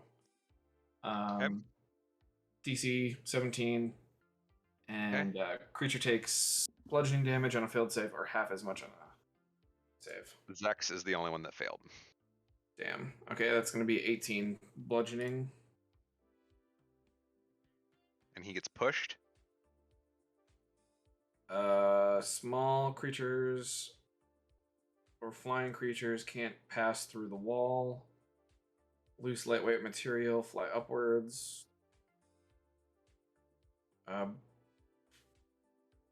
Creatures in... Yeah, no, that's it. They don't get pushed. Okay. He's going to use his reaction to pop over here. Okay. Okay. And then bonus action, my cannon is going to target Disintegration Eyeballs, and is going to shoot it. Okay. With Force Ballista. Okay, go ahead and shoot.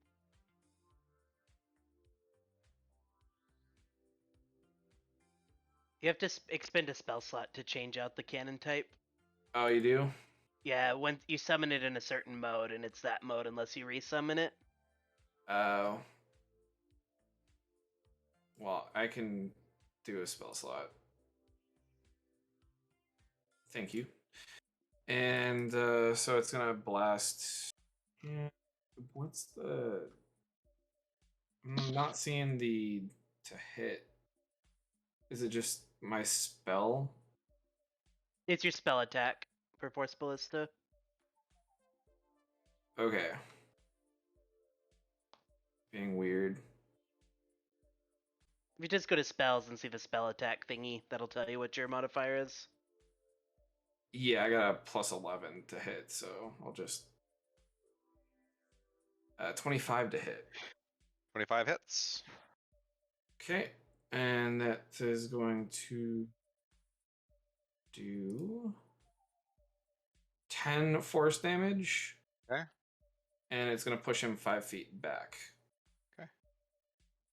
Which in this case would be 10, more or less. So, okay. Okay. He's pushed back. Okay. Anything else? Nope, that's my turn. Zatash, your turn. I'm stunned. You're stunned. Everyone is in range. Give me a save if you have not been affected by False Hydra yet. I fail. Okay. Chrysona also fails. Wisdom save, Cadmus. I should have flown further away, but I didn't. I'm still being saved by my dice right now. It's 18. 18 saves. Okay. Leopold, you are under the effect now. That is its turn. Chrysona is stunned. Crump's turn. Does he get disintegrate back? He does. Oh god. Zatash, you look like shit. He's aiming at you. Mm-hmm. I need. How much HP are you at? 1. I don't know if you're gonna be able to pass this. Give me a con. We'll play it out. Give me a con save. Come on, con save. I don't know because you still take half. So It's a nat 1. That's a 9 or a 10. okay, let's see how badly he kills you.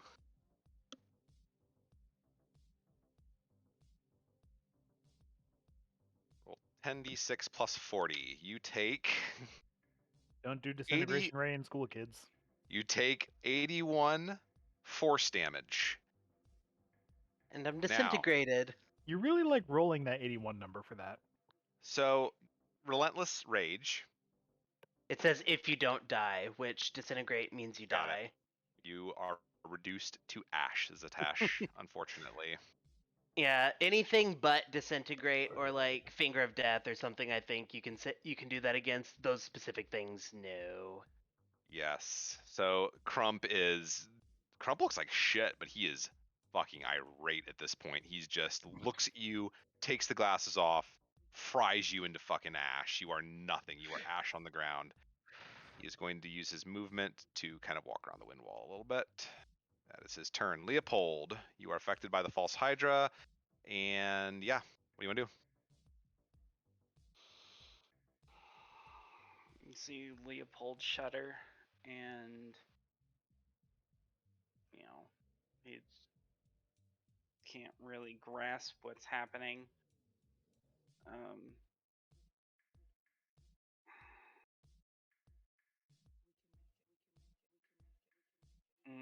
He's not By the doing way, well. I didn't say this last turn, but Chestel died at the end of her last turn. I had her third death fail. DM death saves, right? Yeah. Mm-hmm.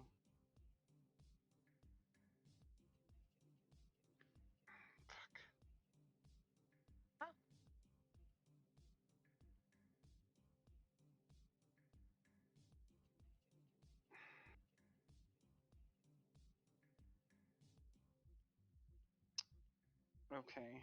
I'm gonna cast Erupting Earth underneath Okay. Crump. Okay. Give me a what is it? What save? Dex 19. Fail. Okay. Go ahead. Debating whether I should use his last legendary resistance. Probably you should save it. Okay, go ahead. Wow. Bad. Oh my gosh.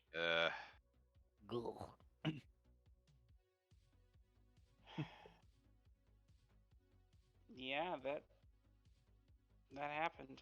Okay. Anything else you'd like to do? Drink a potion. Okay. Or went out for the boys, the homies. My greater healing potion is probably amongst my ashes. No, those No, got it, disintegrated it, too. it just nukes your equipment.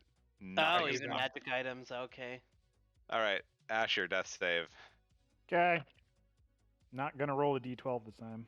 Please don't. All right. All right, he is going to use his.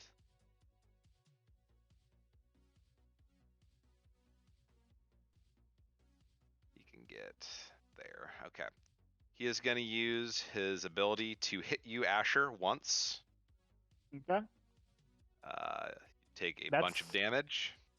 Is that 3 fails, or are you still up? Well, wait. I mean, so hitting while I'm down, that's just one failure. Melee is 2, isn't it? No, it's any damage is 2. Any damage No, is 2. just melee.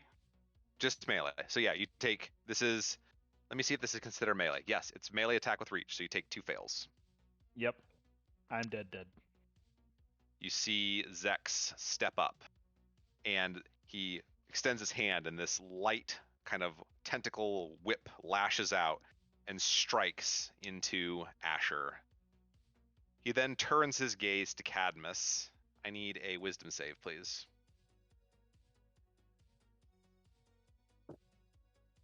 Uh, 17. 17 beats it. Oh, fuck. And Leopold. Wisdom save. Yes. 15. 15. All right, you're going to take some damage. Leopold, you're going to take 24 psychic damage, and you are stunned.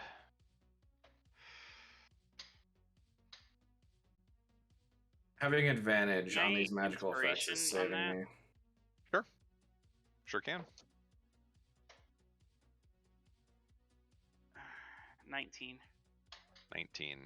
Okay, you're fine. Is that enough? That is enough. So I don't take that damage? You do not. Okay. Oof. Cadmus, go ahead. Okay. This is bad. Your friends are dying around you. What are you doing? What do you do? I Do you stay and fight, or do you run away and live to fight another day? There's nowhere to run. Where? You can fly off into astral space. Oh, I sure. have 1 minute of flying. I mean, you're in astral space. It's not like you just kind of hover. Yeah, You ever see that Yeah. movie Gravity?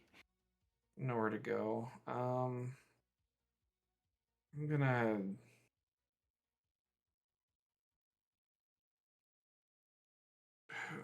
Hydra was the one that was vulnerable to fire, right? Yes.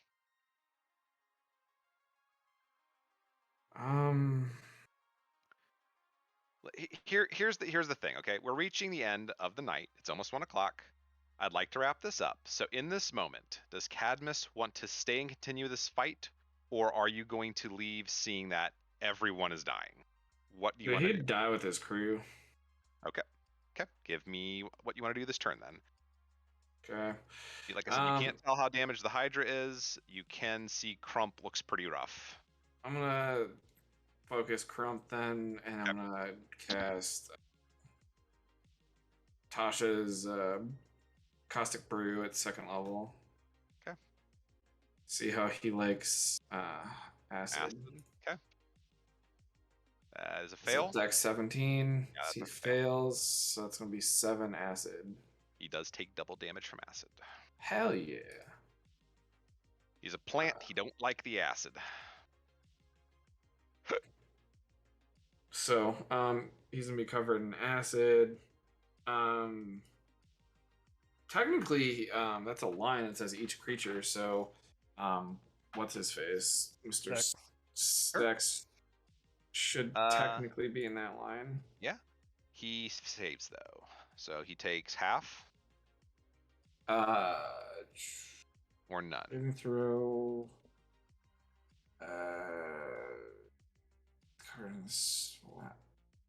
Each creature must make a dex save or be covered in acid during their. So yeah, it's or. So he Yep. saved. He's good. Okay. All right. So And bonus Uh, action, I'd shoot another force missile at okay, Crump. dog. Okay. Shoot. That's 14 misses. Okay. 14 misses. Okay. Zatash, you are Ash, False Hydra. Cadmus, give me a death save. Or not a death save, a wisdom save. Sorry. It's 18. 18, you are fine. Okay. Croissona, she's going to do some attacks. I'm going to skip that so we can get done. Crump, let me just see if he gets his disintegrate ray back. He does not. Okay. So, at this point in the fight, Zex looks down at Leopold. Says, pity. Take your items, take your crew, take what's left, because it's ours. Leave no survivors. He walks up to you, kind of grabs you by the throat. Says, no one to help you, just you. Your friends are fleeing or dying. He just stabs into you with that tentacle again. That golden, sort of radiant energy erupts out of his arm. What do you do in that moment?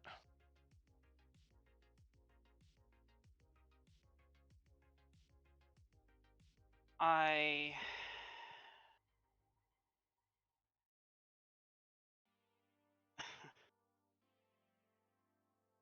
with the last of my strength, I throw a condensed bead of magic at Cadmus as I inflict banishment on him.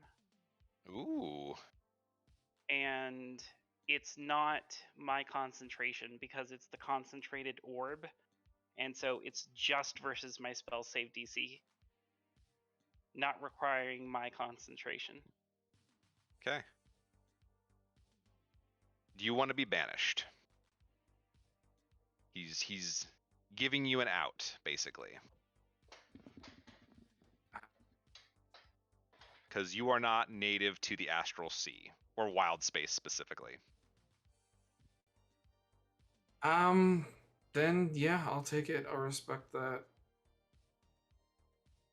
So, with Leopold's last breath of energy, he throws a concentrated bead from his graviturgy magic that banishes you back to your home plane, wherever that may be.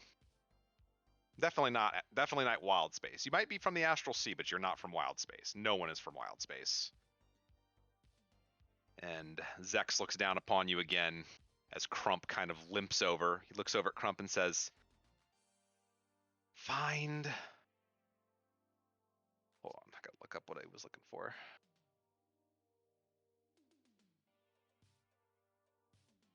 Find the vestment. Bring it. He wants it. He needs to feast. Take any magic items they have.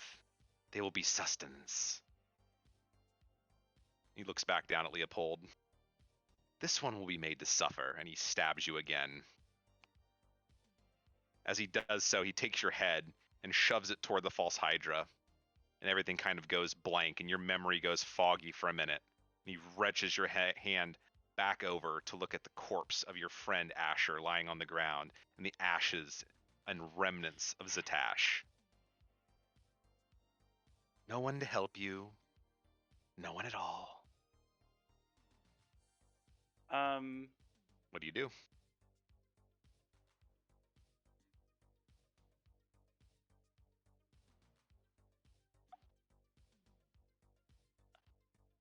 I'll cast Flock of Familiars at 3rd level and summon my favorite animal. 3 spectral sheep try to get in the way between Zex and me. With your failing energy, you manage to summon 3 fluffy sheep that are sort of just blocking the way. Zex kind of scoffs and easily swats them to the side. That's really all you have. Well, this is some kind of joke. I thought you could do better. He goes to strike you, but in the last seconds of your life, you feel that same familiar energy, that sort of kinship, that familiarness you felt with looking at the moon earlier. And you feel that energy rebound almost, or continue on from that moon. That same energy extends and it reaches down to that planet, that sphere you were at earlier, and it calls for help. Sort of last ditch screaming and resonance of what you found wonderful and good and familiar in life. And an energy is pulled from that planet. Something answers that call. As the energy kind of responds and retracts and flows into you, you feel the life leave your body as Zex stabs into you, finishing you off, and throws your discarded corpse to the ground. As he walks away, sort of swirling of leaves, spectral, not ethereal, not real, starts to envelop you. And a sort of green sphere wraps around you and pulls your body into a cloud of green smoke. Zex kind of turns and regards this cloud, walks up to this sphere, taps on it, his finger is rejected by it. Kind of looks sideways and rubs his chin a little bit. And after about 5 minutes, the sphere disappears and a sheep emerges from the sphere. He says, well, appears you have some friends out there somewhere. He picks you up by the wool, walks you to the edge of the Spelljammer, says, see if your friends can save you from an abyss, and he just hucks you out into space. And the last thing in your vision is Crump and Zex turning away from you and just demolishing your ship in search of the vestment they were looking for. And tell us what you see moving forward.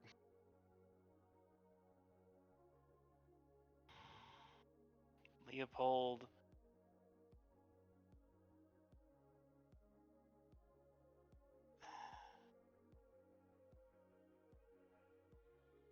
looks at his fallen comrades and the ship, cries out, but can't make a sound. All you hear is some terrified bleeding as his voice doesn't find purchase as he slowly drifts further away. And he slowly shakes and cries out for any amount of help. Anyone that would save him and give him another chance. And it's about that time. Small rabbit in a carnival, in a Witchlight Carnival, pulls a sheep through a portal. to make a new friend. And that's where we'll end tonight. Oh. You guys got to play Eugene's backstory. How fun is that?